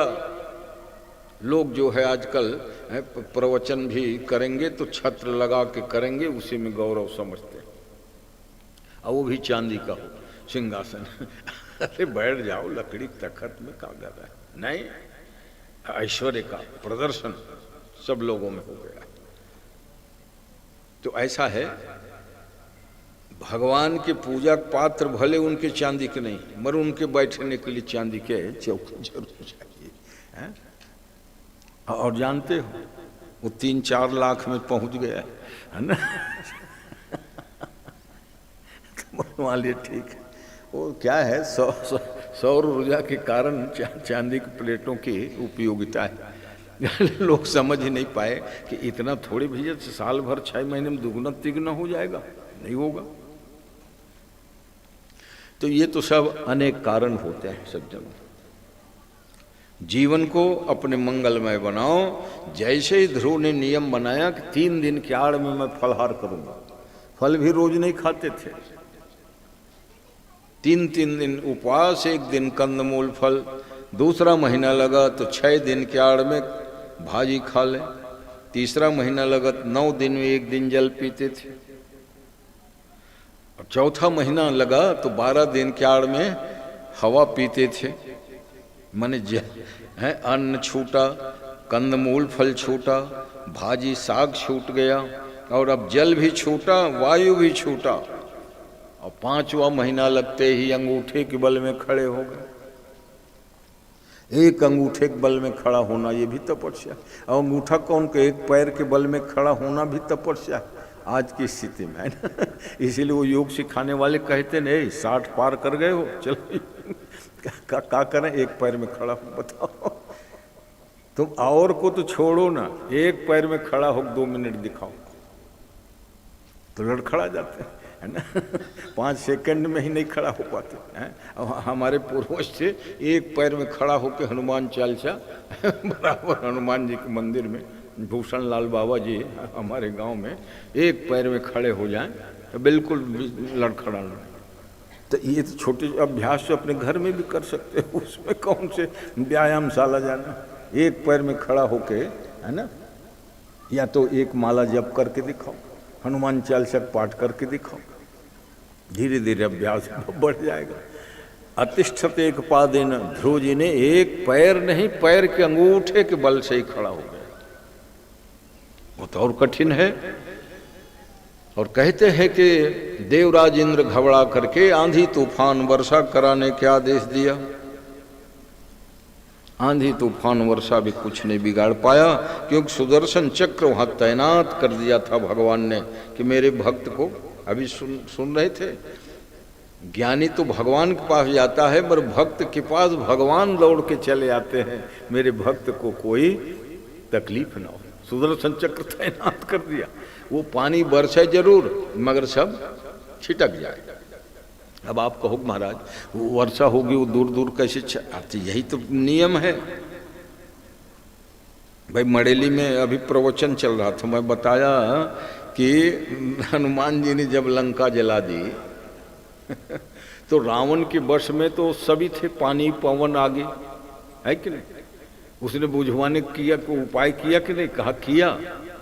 उन्होंने मेघ पर्जन्यों से कहा, हे वरुण कुबेर सुरेश समीरा, मेरे सामने सब नतमस्तक होते हो, ऐसा तुम वर्षा करो कि लंका की अग्नि बूझ जाए। अब वर्षा होना शुरू जरूर हुई अग्नि बुझाने के लिए, मगर पवन देवता ने सोचा मेरे पुत्र हनुमान पवन पुत्र है, और हनुमान के जलाए लंका को ये पानी बुझा दे तो फिर मामला गड़बड़ होगा। इसलिए प्रचंड वेग से पवन चला, तो जो पानी लंका में गिरना था ना वो 4 किलोमीटर बाहर गिरा। हवा के द्वारा कभी कभी पानी बाहर फेंका जाता है, इसलिए वो नहीं गिर पाया, और लंका धू धू करके जल गई। अब रावण के बस में सभी दिक्पाल थे कि नहीं। 10 दिक्पाल जो है उनके सामने हाथ जोड़े खड़े रहते थे। कर जोरे सुर दिश विनीता, भ्रिकुट बिलोकत सकल सभीता, मगर भगवान की इच्छा ही सर्वोपरि होती। सुदर्शन चक्र ने ध्रुव की रक्षा की, कुछ नहीं हुआ ध्रुव, वहां पानी की बूंद नहीं फटक पाया। तो इंद्र जो है दौड़ के भगवान के पास गए वैकुंठ में, कहा प्रभु आपका भक्त है ध्रुव, और ध्रुव के हृदय में आप बसते हो, और आप सब प्राणी मात्र के प्राण हो, तो सबके प्राण संकट में है, श्वास लेने में तकलीफ हो रही है। अरे प्राण क्या है, अरे श्वास ही तो प्राण है ना, है? श्वास बंद हो गया था प्राण।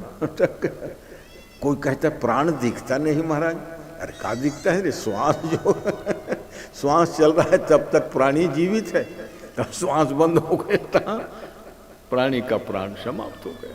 तो परमात्मा ही श्वास रूप में है, ऐसा क्यों नहीं मानते। आत्मा के रूप में भगवान है, श्वास के रूप में भगवान है। व्यक्ति शक्तिमान है, समर्थ है, स्वस्थ है, वो कहता है मेरे, मगर श्वास रुक गया, अटक गया, तो वही परमात्मा। तो ऐसे में जब तपस्या ध्रुव की हुई, कहा महाराज उसको जल्दी वरदान देके तपस्या बंद कर दो। भगवान ने कहा वरदान देना नहीं देना भैया मेरा काम है, तुम काहे की इतना चिंतित हो।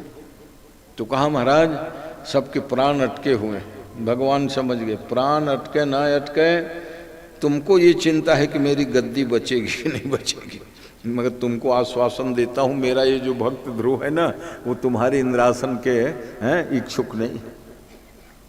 इंद्र के भी माने सत्ता है उसको लेना नहीं चाहते भक्त लोग। हाँ सामान्य लोग तो 100 यज्ञ करते हैं तब इंद्र बनते हैं।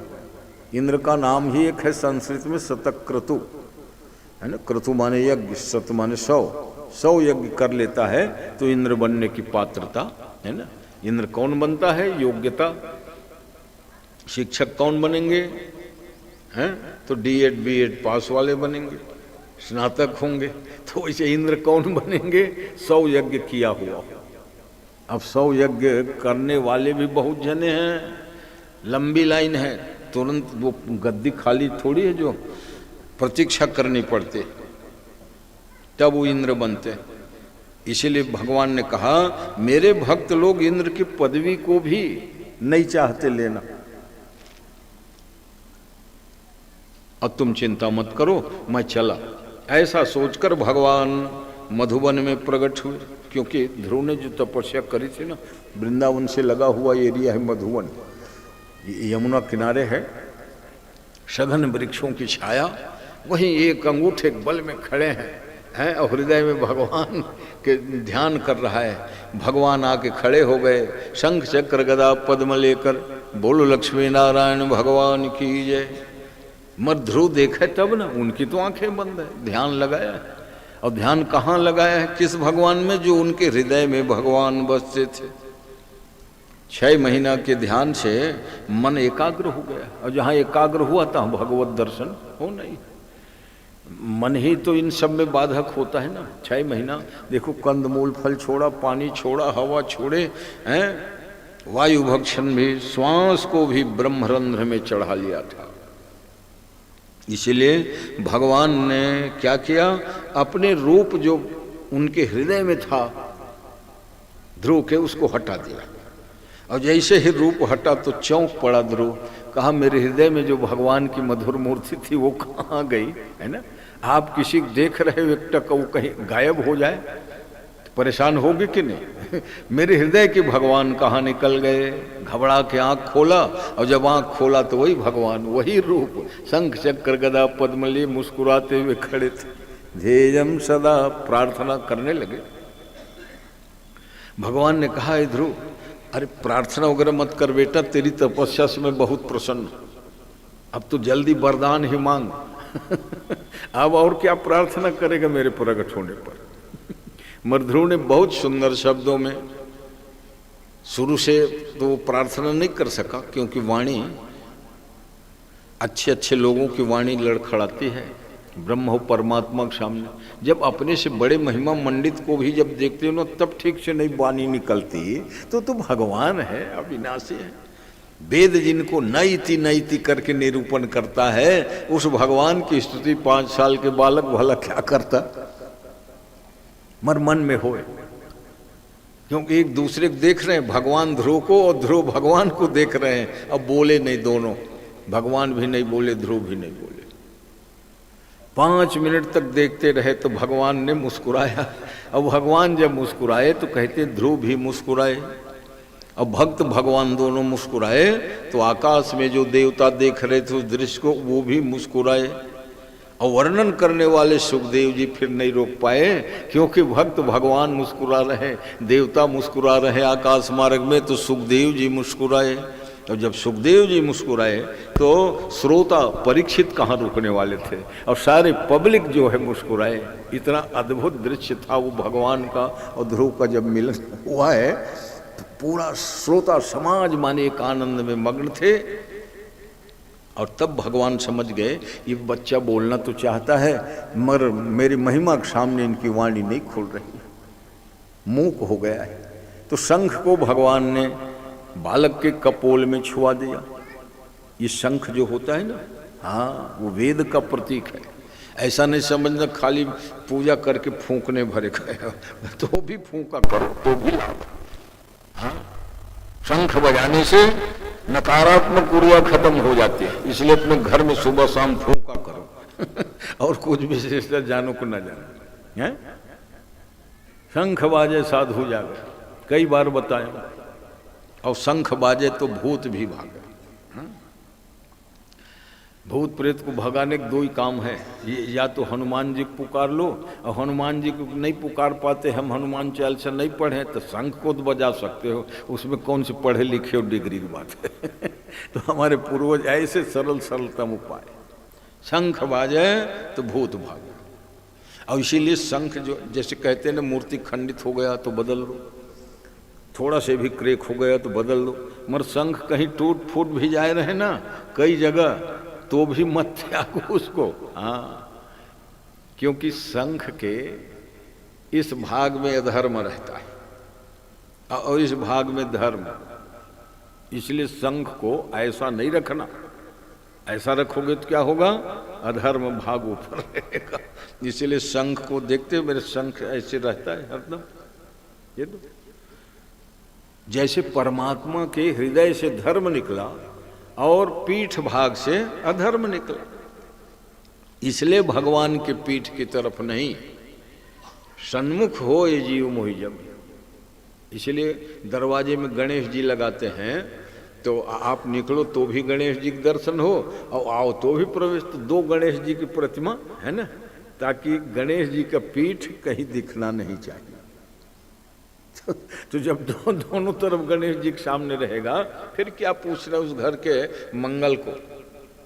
हाँ, क्योंकि पीठ भाग जो है कब नहीं दिखे गणेश जी के, जब दो फोटो उधर भी सामने उधर भी सामने, निकलोगे तो गणेश जी, आओगे तो भी जय गजानन, स्मरण हो जाएगा। तो ऐसा है, अनेकों अनेकों सुंदर हमारे ऋषि मुनि लोग कितने कल्याणकारी बात हमको बता गए। और तो प्रार्थना किया, जैसे शंख को स्पर्श कराया है, सरस्वती तो नाचने लगी उनके जीव में। फिर कौन कह सकता है कि 5 साल का बच्चा इतना सुंदर स्तुति कैसे करेगा। योऽन्तः प्रविश्य मम वाचमिमां प्रसुप्तां संजीवयत्यखिल शक्तिधर स्वधाम्ना। अब 5 साल का बच्चा, हाथ जुड़ गया, अब तो शक्ति आ गई, सरस्वती की भगवान कृपा हो गई। इसलिए बच्चों को पढ़ाई लिखाई के लिए वो चौपाई याद किया करो। जेहि पर कृपा करहि जन जानी, कवि उर अजीर नचा वही बानी। कवि उर अजीर नचा वही बानी। और दूसरा, हर अपने बच्चे को कहा करो कि चौपाई याद कर लो। गुरु गृह गए पढ़न रघुराई, अल्पकाल विद्या सब आई। क्योंकि तो मंत्र है, बच्चे को और कोई मंत्र, बच्चे तो तुरंत याद कर लेंगे 2 दिन में। और उसको याद आदत डाल दो, पढ़ने बैठो बेटा तो गुनगुना लिया करो। हाँ, फिर वो प्रावीण्य सूची में ही आएगा, दूसरा कोई उनका सेकंड थर्ड की तो बात ही नहीं। हाँ, ये बात है। तो कथा के साथ प्रसाद भी दे दिया मैंने। गुरु गृह गए पढ़न रघुराई, अल्पकाल। अल्पकाल में भी अगर सारी विद्या प्राप्त करना हो तो राम जी बता गए। वो तो हम लोग जब विद्यार्थी थे तो हमारे गुरु जी बताए थे, जेहि पर कृपा करहि जन जानी, कवि उर अजीर नचा वही बाणी। और नियमित पाठ करता था तो बीच में कवित्व शक्ति आ गई थी। वो जो स्वामी करपात्र जी के बनाया था ना, स्वामी श्री करपात्र जो न आते भूमि भारत में।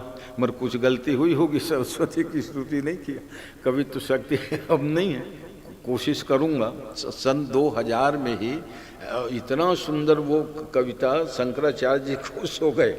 2001 के कुंभ के सब महामंडलेश्वर साधु सन्यासियों को वो कॉपी दी गई थी।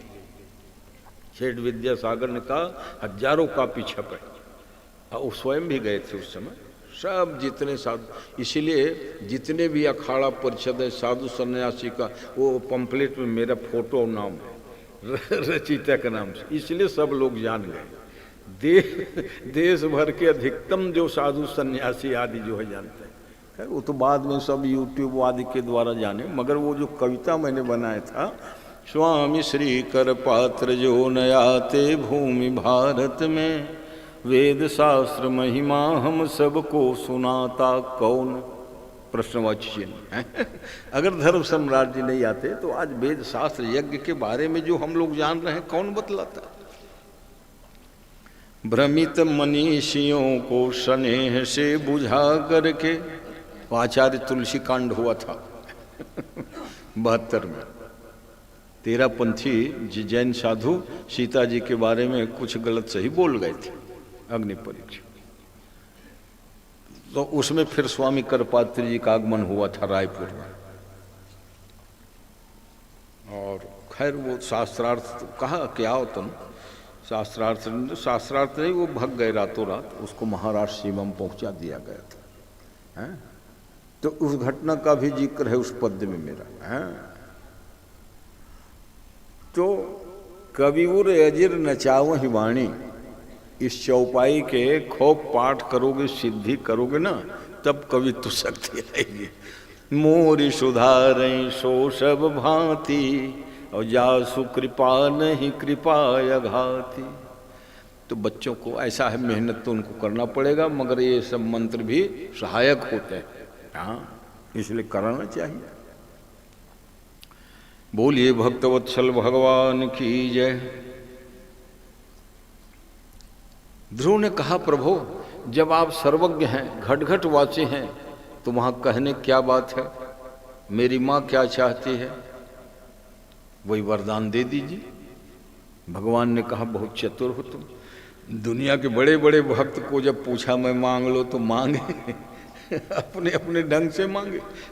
कोई भक्ति मांगा, कोई धन मांगा, कोई पुत्र मांगा, सुख मांगा। महादेव जी भी भगति सदा सत्संग मांगा। तो तुम ही एक ऐसे हो बेटा जो कहते हो आपको जो भाव है वही दे दो। तो सुनो, जब मेरे ऊपर छोड़ दिए, अभी तो तुम लौट के जाओ घर 36,000 साल, और तब मेरे लोक में आओगे और तहाँ गोद में मैं तेरे को बैठाऊंगा बेटा, क्योंकि तुम मेरे ऊपर छोड़ दिए। तुम्हारी माँ कही थी ना कि जाओ परम पिता के गोद में बैठना श्रेयस्कर है। कहा कैसे जाऊंगा, वहां से निकल के आया हूं। कहा जाओ, सब अनुकूल हो जाएंगे। ध्रुव जो है गए हैं लौट के। नारद जी पहुंच गए उत्तानपाद राजा के पास। गए उत्तानपाद, तेरा बेटा ध्रुव आज भगवान के दर्शन करके आ रहा है। 6 महीना पहले घर से निकला था तो वो बेचारा बच्चा था, अनाथ था, आज तो भगवान के दर्शन करके आया है। अब भला बताओ, जो भगवान के दर्शन कर लिया वो भगवत स्वरूप ही है, और भगवान उनके हृदय में बसते हैं। तुम अपने धर्म पत्नी जो सती साध्वी सुनी थी उसको महल से निकलवा दिया रे। अब नारद जी संत है, डांटे खूब उत्तानपाद को हैं? और तुम सूख के लकड़ी हो गए, क्योंकि गलत काम का पछतावा है कि नहीं तुमको। और पछतावे के कारण न तुमको नींद आती न भोजन कर पाते। तो जा जल्दी तैयार कर, और पहली काम ये कर, सुनीति के पास जा और क्षमा मांग। भाई गलती होने पर किसी से भी क्षमा मांगने में लाज और संकोच नहीं करना चाहिए। चाहे पत्नी हो, पुत्र हो, अपने छोटे भी हो, माफी मांग लो, बहुत प्रसन्नता हो। हाँ, तो क्या करे, राजा दौड़ के गए। और सुनीति तो बाहर में रहती थी, सामान्य 2 कमरा, एक दासी थी उनको सेवा में। दरवाजा में खड़े हो गए, दासी को पूछने लगे, कहा बड़ी रानी कहाँ है? तो कहा पूजा कर रही महाराज। माने ये उनकी हिम्मत नहीं हुई कि मैं उस कमरे के अंदर जाऊं। उनके पति तो अभी भी थे ना, तुम हैं, मगर गलती ऐसी हुई थी, बाहर खड़ा है दीन की भांति, जाओ सूचित कर दो। तो दासी ने जाकर कहा बड़ी रानी, राजा साहब दरवाजे में खड़े। अरे पगड़ी, तो दरवाजे में क्यों खड़े कर दिए रे? उसको अंदर लाना था, मालिक तो वही है ना। ऐसा कह के वो झट आरती सजा के दौड़ी, और राजा क्षमा याचना हाथ जोड़े, कहा नाथ ये मत करिए, क्षमा तो मुझे मांगना चाहिए। मेरी ही कुछ गलती रही होगी। कहा तुमको बहुत एक सुंदर समाचार मैं बता रहा हूं। ये जो ध्रुव है ना हमारा बेटा, वो भगवान के दर्शन करके आके बैठा है बगीचे में। उसको अगवानी करने के लिए आप भी नारद जी बताए। और मुझे अपनी गलती महसूस हो रही है कि तुझ ऐसे सती साध्वी को मैंने संतुष्टिकरण के फेर में सुरुचि के बातों में आकर निकाल दी, क्षमा कर देना देवी। ऐसा ना कहे नाथ करके प्रणाम किए राजा को। चलो 2 पालकी सजी, एक में सुनीति एक में सुरुचि। राजा रथ में बैठे, ढोल मृदंग जैसे शोभा यात्रा जुलूस हो। हाँ, ध्रुव सोचने लगा कि पिताजी आ रहे हैं। उठ के दौड़ा, पिताजी करके चरणों में लिपट गए। प्रेमाश्रु की फव्वारा तो फूट पड़ी, नहीं संभाल पाए, नहला दिया ध्रुव को वहीं। हाँ, नहा डाले, इतना आंसू बहा, प्रायश्चित के आंसू। कहा बेटा, राजा का जब राज्याभिषेक होता है तो परंपरा है तीर्थों के जल से उनका राज्याभिषेक होता है। गंगा यमुना कृष्णा कावेरी सारे जल लाते हैं। अब ये क्यों? ये परंपरा है। जैसे कलश प्रतिष्ठा होती मंदिर की, अनेक जल लाते हैं। 27 मूल नक्षत्र जब बच्चों को पड़ जाता है तो 27 घाट की पानी मंगाते हैं, 25 नदी ना हो तो, है ना। तो ये सब मंगल चीज है। भगवान राम के अभिषेक होना था। गुरु जी ने कहा न सकल सुतीर्थ पानी, समस्त तीर्थों को जल ले आओ। तो वहां सेवकों क्या कमी थी, दौड़े सब ले आए हैं। मगर राम का अभिषेक हुआ नहीं, वनवास हो गया। अब भरतलाल जी जब वनवास गए तो गुरु जी से पूछा, तीर्थों का जल कब तक रखा रहे गुरु जी? का साथ में रख लो ना सब कांवर में। कई कंवरिया तीर्थों का जल ला दे चले। अब वहां भी अभिषेक नहीं हो पाया। अनेक बैठकें हुई, विचार मंथन हुआ। तब भरत जी ने कहा, गुरु जी अब ये जल को क्या करें, फिर घर वापस ले जाना? तो कहा ऐसा है, इस क्षेत्र के जाने माने महात्मा अत्रि ऋषि हैं, अत्रि ऋषि से पूछ लो ये तीर्थों का जल जो राम के अभिषेक के लिए बुलाया था क्या करें? अत्रि ऋषि ने विचार किया, हाँ इस कुएं में सब डाल दो। आज भी वो भरत कूप है? भरत कूप सब कई हैं लोगा, अति पावन, पावन ही नहीं अति पावन जल। क्यों? समस्त तीर्थों का जल एक ही जगह में। उस कुआं जल में नहाने से ना सब तीर्थों का स्नान मिल जाता है आज भी। और कहा इस कुएं का नाम आज भी सृष्टि पर्यंत भरत जी के नाम से होगा। भरत कूप सब कहीं हैं लोगा। अब बहुत पावन जल है सब जगह। तो राजा ने क्या कहा, बेटा तेरे लिए मैं तीर्थों का जल तो ला पाया नहीं हूँ जल्दी जल्दी, इसलिए आंसू से ही तेरा अभिषेक करा दिया। क्योंकि पिता के प्रेमांसु से अभिषेक, इसलिए तुम इसी क्षण राजा। और तेरा भाई युवराज, उत्तम युवराज, मगर उत्तम मारा गया। और उसके वियोग में सुरुचि भी ज्यादा दिन नहीं जीवित रही, मर गए। ध्रुव के जो है शादी हुई, 2 पत्नियां 4 बेटे, 36,000 साल तक राज्य किया है ध्रुव ने। और अपने भाई का बदला भी लिया, 13,000 यक्ष अनुचरों को मारा। महाराज मनु ने उनको मना कर दिया, बेटा इतनी तपस्या करने के बाद ये तमोगुण कैसे रह गए तेरे में? 13,000 यक्षों को मारने के बाद क्या तेरा भाई जीवित होगा? नहीं होगा। इसलिए युद्ध बंद करो बेटा। मेरे वंश में इतना उत्तम भक्त, मुझे गौरव था इसलिए मैं ब्रह्मलोक चला गया हूँ, तो भी आया हूँ बेटा तेरे से मिलने के लिए। महाराज स्वयंभू मनु माने ध्रुव के दादाजी आए मिलने के लिए। कहा बंद करो बेटा। अलम वत्सात रोषे न तमो द्वारे न पाप मना। ये रोष क्रोध जो है ना, तम अंधकार की ओर ले जाने वाला है, नरक की ओर ले जाने वाला है। और तब ध्रुव ने युद्ध बंद किया, 36,000 साल राज्य किया भरपूर। और कहा कि बचपन में मैं यमुना किनारे भक्ति करी, तपस्या करी, भगवान की अमल भक्ति मेरे को मिली। अब चलो गंगा किनारे, क्योंकि अब तो मोक्ष चाहिए हैं। तो गंगा किनारे मोक्ष चाहिए, सरजू किनारे या यमुना किनारे भगवान की भक्ति चाहिए। और त्याग चाहिए तो नर्मदा किनारे, रेवा तेरे तपक कुर्यात हैं। समुद्र इतना बड़ा है, मगर समुद्र तट में कोई तपस्या करता है? सुने देखे जो भी कथा सुनते हो, कहाँ बैठे तपस्या करने? कोई गंगा किनारे, यमुना किनारे सारे ब्रजमंडल, क्योंकि समुद्र को श्राप है। पार्वती जी का, जाओ तुम्हारे किनारे कोई तपस्या नहीं करेंगे। हाँ महाराज एक जने अगर गए, वो भी पीने के लिए गए थे समुद्र को पी गए हैं? और पीने के बाद निकालें कैसे समुद्र का खारा जल क्यों, है ना, बड़े बड़े वैज्ञानिक है अटकल लगाते हैं, समुद्र खारा जल कैसे होगा भाई? जल तो स्वाभाविक मधुर है, स्वाभाविक मधुर होता है।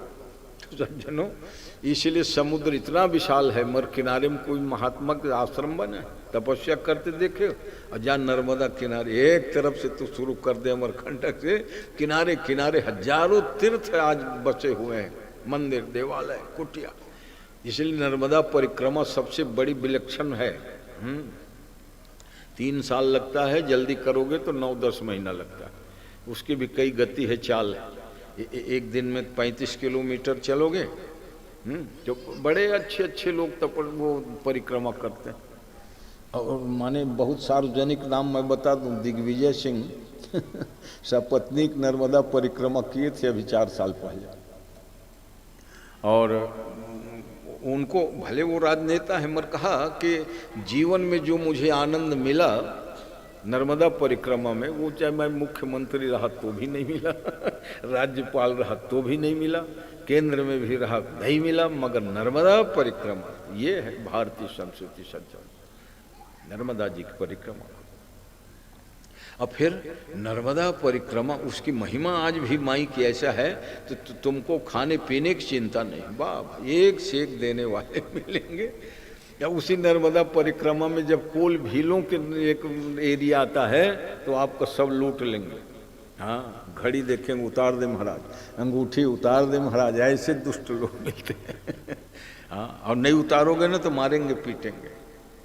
और 4 कोस फिर आगे बढ़ोगे ना तो एक से एक दयालु दानी खड़े रहते हैं, साल ले लो, धोती ले लो, पीताम्बरी, नहीं भैया हम नहीं लेंगे, हम परिक्रमा वासी, अरे माई जी का प्रसाद है, ले लो। तो ये आज भी चमत्कार है नर्मदा किनारे, है ना, नर्मदे हर है, नरमम सुख समृद्धिम ददाति नर्मदा।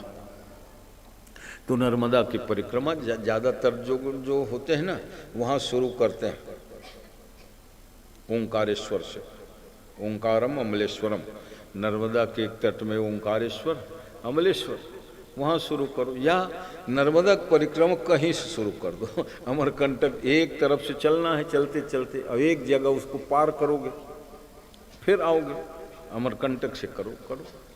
अब आजकल तो वाहन वगैरह से करें, मगर पैदल जो है ना, उसकी अद्भुत महिमा है। इसलिए सब तीर्थों की परिक्रमा, अयोध्या की परिक्रमा चैत्र कृष्ण में होता है, काशी की परिक्रमा श्रावण में लोग कहते पंचक्रोशी। पंचक्रोशी शब्द की सीमा है निर्धारित है, पुराने समय से पत्थर लिखा हुआ है।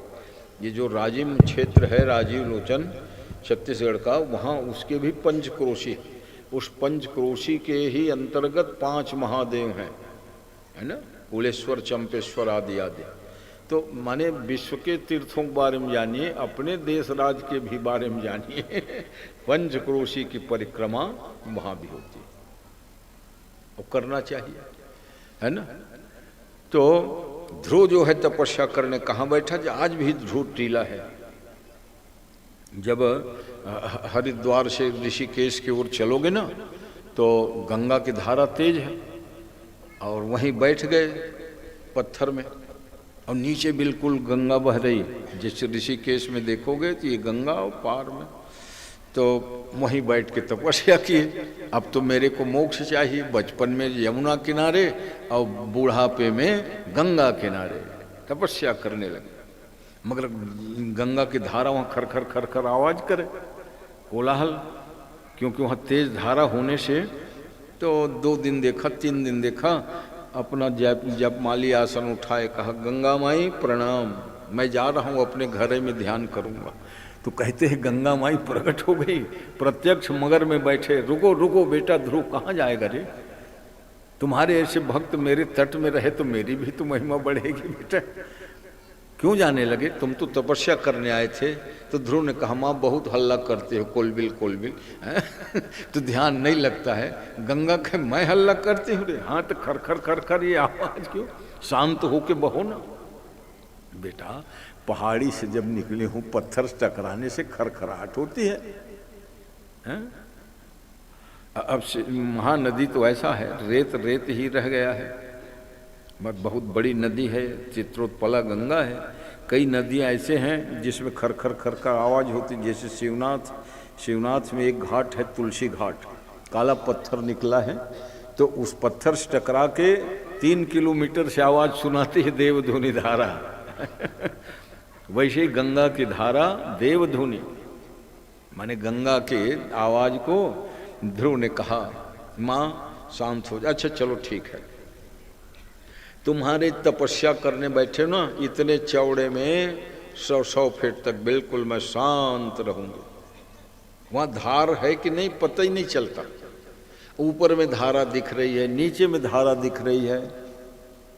तो कहते हैं वही है ध्रुव के टीला के नाम से प्रसिद्ध है वो स्थान।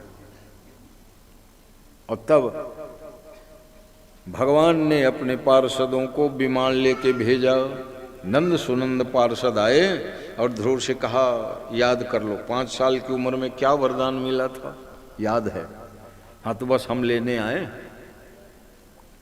ध्रुव ने कहा रुको जरा, लेने आए हो तो खड़े रहो, अब भला बताओ तपस्या क्या पावर। कोई परलोक ले जाने आएगा वो खड़ा होगा, एक क्षण नहीं रुके, चाहे यमदूत हो कि विष्णु दूत हो। तो क्या किया, तो रुको जरा कह के गंगा में स्नान किए, भगवान की पूजा की, फूल माला चढ़ाए और वही माला प्रसाद धर के अब हम रेडी हैं भाई। तो इतना आराम से जो अपना शरीर त्यागे, मरते समय स्नान पूजा करके भगवान नाम लेते लेते जाएं, वो महाप्रयाण की श्रेणी में आते हैं। उसकी होश हवास चेतना सब सही सलामत रखते। और मृत्यु की श्रेणी में कौन आते हैं? जो कई दिन पहले भोजन बंद हो गया, बातचीत बंद हो गया, विस्मरण नहीं रहता, अब उनको होश हवास नहीं है। तो ध्रुव तो महाप्रयाण किए। देखा कौन हो आप लोग? हम विष्णुदूत हैं, लेने आए हैं, रुको स्नान पूजा करने दो। और तब निगाह डाले तो देखते हैं एक और व्यक्ति। कहा तुम कौन हो रे भाई? मैं ही मृत्यु हूं, मेरे स्पर्श किए बिना कोई इस लोक से परलोक नहीं जाता, ये मृत्यु लोक है महाराज। अच्छा तो ठीक है, मृत्यु के सिर में पैर रख दिया, क्योंकि विमान में चढ़ना था, विमान ऊंचा, सीढ़ी है नहीं। तो मृत्यु मूर्धनिम पदम दत्वारूहाद्भुतम गृहम, और अद्भुत विमान में बैठकर भगवान के दिव्य धाम वैकुंठ को प्रस्थान किए। दुंदुभियाँ बजने लगी, वैकुंठ से लगा पृथ्वी तक के बाजा बजने हैं, फूलों की वर्षा हो रही है। तो जैसे 1-2 किलोमीटर ऊपर विमान गया तो एक और विमान उड़ते हुए देखा। कहा है मेरे विमान के ऊपर मंडरा रहा है, ये किसका विमान है?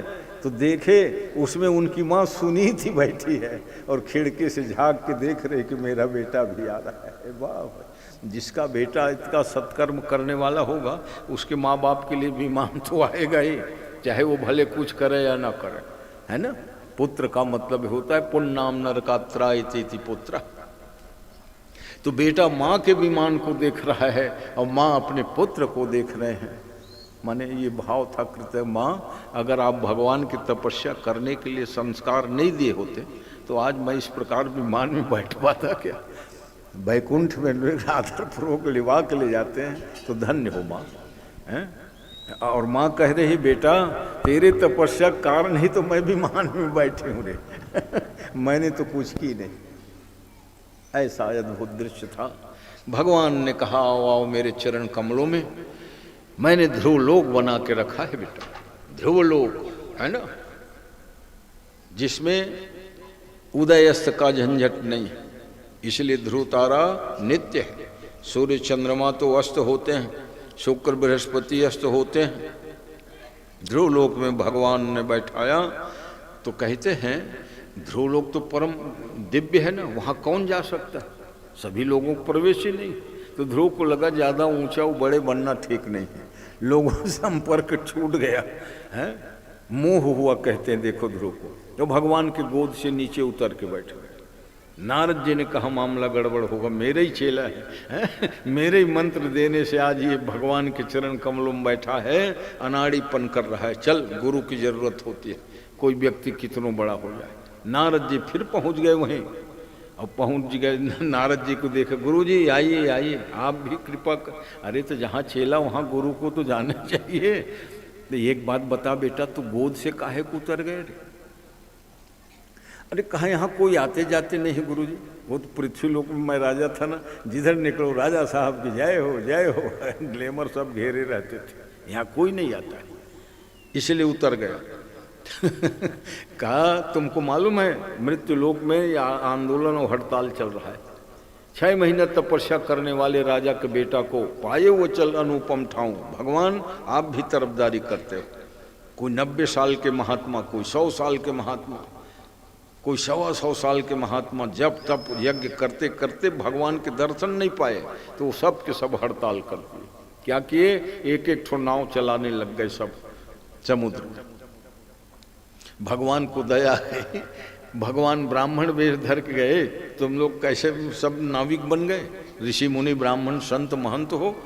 कहा भगवान ने तरफदारी किया है, हमारी ओर दर्शन तक के देने को लिए नहीं, और 6 महीना तपस्या किया, उसको पाए वो चल अनुपम ठाऊं, अचल और अनुपम स्थान दे दिया, न किसी को दिया हूँ और न भविष्य में देने वाला हूँ, कहा था भगवान ने।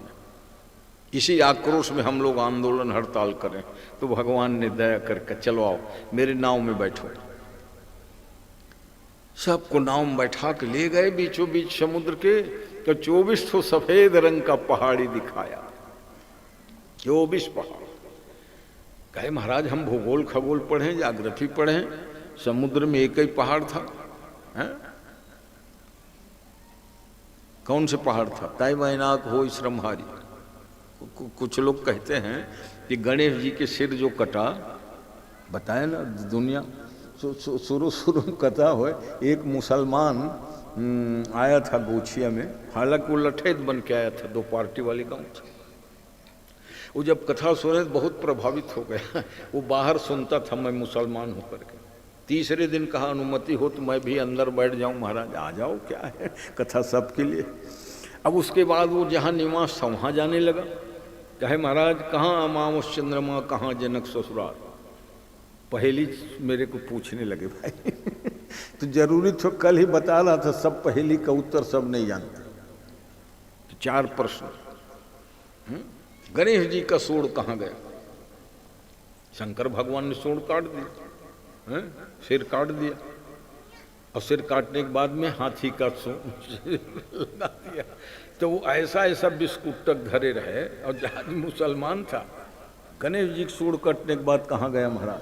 राजा जनक के ससुराल कहाँ था महाराज? अमावस को चंद्रमा कहाँ रहते महाराज? ये चारों को उत्तर दोगे तो फिर मैं आपको हमने कहा भैया जरूरी नहीं है यार ये सब चारों को उत्तर दे पाना। तो कोशिश करिएगा। 2 दिन बाद में फिर एक आध बार और मुलाकात हुई प्रोग्राम में, गोछिया में जब हो ना तो वो आता था, बाद में पता लगा वो नहीं है। तो सज्जनों, तय मैनाक हो श्रमहारी। ये मैनाक पर्वत ही एक समुद्र में था, ये 24 ठो कहाँ के पहाड़ आ गए? संत महात्माओं ने प्रश्न किया, कहा ये ध्रुव के हड्डी है। ध्रुव जो है 24,000 जन्म ले चुका है संसार में, और 1000 जन्म में एक हड्डी के पहाड़ बना। जब 1000 जन्म हो जाता है तो एक पहाड़, वैसे 24,000 जन्म ले चुका है, और फिर भी भगवान का दर्शन उनको नहीं हुआ था। 6 महीना की वासना शेष थी, तो इस बार 6 महीना तपस्या किए हैं और भगवान को प्राप्त कर लिए उनके गोद में। तुम लोग जो हड़ताल किए हो, आंदोलन किए हो, मेरे को दोषी ठहराते हो, तो एक बात बताओ, तुम्हारे कितने जन्म की हड्डी कहाँ पर जमा है? संत महात्मा भगवान के शरणापन्न हो। कहा महाराज हम मोह बस ऐसा आंदोलन हड़ताल किए थे, ऐसा ध्रुव का पावन चरित्र आज भी ध्रुव तारा उत्तर दिशा में जगमग जगमग अपना प्रकाश बिखेरता है, और सबको प्रेरित कर रहे हैं भगवान के खूब भजन करो, उसके बिना जीवन में चमक आता नहीं। मध्याह्नकालीन समय पार हो रहा है, जल्दी 2 बार भगवान नाम लो, आरती करो। श्री राम जय जय राम, श्री राम जय जय राम, श्री राम जय जय राम, श्री राम जय जय राम। बोलिए भक्तवत्सल भगवान की जय। कथा जल्दी हो, इतने बीच में कीर्तन भी नहीं कराता हूँ, है ना, बैठे एकदम सारी कथा, क्योंकि अधिक से अधिक कथा सुना सकूं, कम समय में सुना सकूं, हैं? बोलिए सुंदर भाई जी। प्रेम से बोलो भक्तवत्सल भगवान की जय जय राम कथा,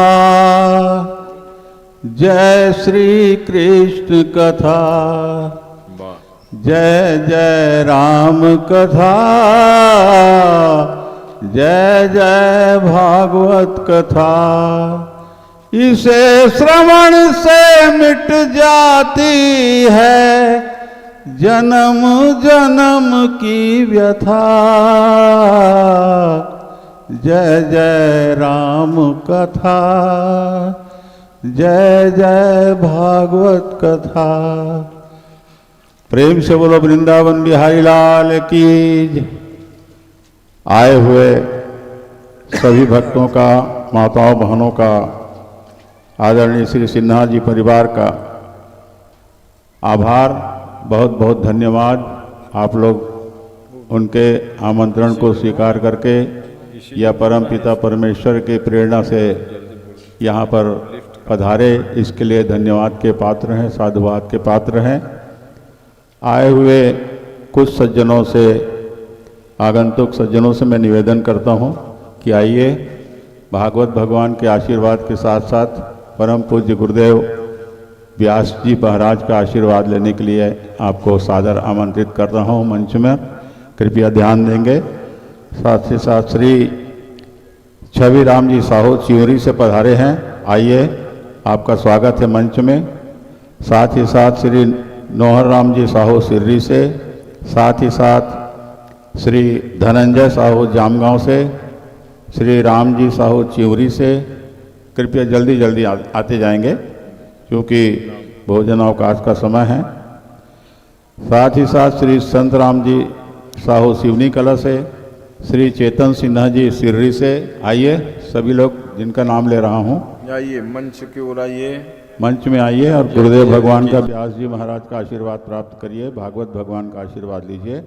साथ ही साथ श्री कुरुद वाले श्री शर्मा जी महाराज आप भी आए हैं, पधारिए, स्वागत है आपका। साथ ही साथ श्री मया राम जी साहू भैंस मुंडी से, श्री पुनीत राम जी गुरु जी चिवरी से पधारे हुए हैं, आइए गुरुदेव आपका भी स्वागत है। श्री विश्वास जी कुरुद से पधारे हैं, आप भी आइए। भाई कैलाश शुक्ला जी कुरुद से पधारे हुए हैं, आइए आइए शुक्ला जी आपका भी स्वागत है। आदरणीय श्री D.R. साहू जी CO साहब दुर्ग से पधारे हुए हैं, आइए आपका भी स्वागत है। श्री कामता सिन्हा जी चर्रा से पधारे हुए हैं, आइए सिन्हा जी। श्री उमेश सिन्हा जी बोरसी धमतरी से पधारे हुए हैं, आइए। श्री डोड़की वाले सिन्हा जी, आइए आपका भी स्वागत है। श्री राम कुमार जी सिन्हा धमतरी से पधारे हुए हैं, आइए। साथ ही साथ श्री पुरंजन सिन्हा जी सिवनी से पधारे हैं। साथ ही साथ श्री लक्ष्मण सिन्हा जी बेलरदोना से पधारे हुए हैं। श्री प्रीतम सिन्हा जी गुरेदा से पधारे हुए हैं, आइए भक्तजनों का स्वागत है आपका। और श्री देव सिंह साहू जी सिर्री से पधारे हुए हैं। साथ ही साथ श्री कलीराम जी साहू अछोटी से पधारे हुए हैं। इन भक्तों जनों को हार्दिक स्वागत है, आप सबका स्वागत है, माताओं बहनों का स्वागत है। अभी भागवत भगवान के भोजन प्रसादी की व्यवस्था है आदरणीय सिन्हा परिवार के द्वारा। मैं सभी से निवेदन करता हूं कि बिना भोजन लिए कोई भी माता बहन, कोई भी भाई न जाएंगे इधर उधर। साथ ही साथ श्री मनोज देवांगन जी हमारे बीच पधारे हुए हैं सिर्री से, आप भी आइए देवांगन जी, आपका भी स्वागत है।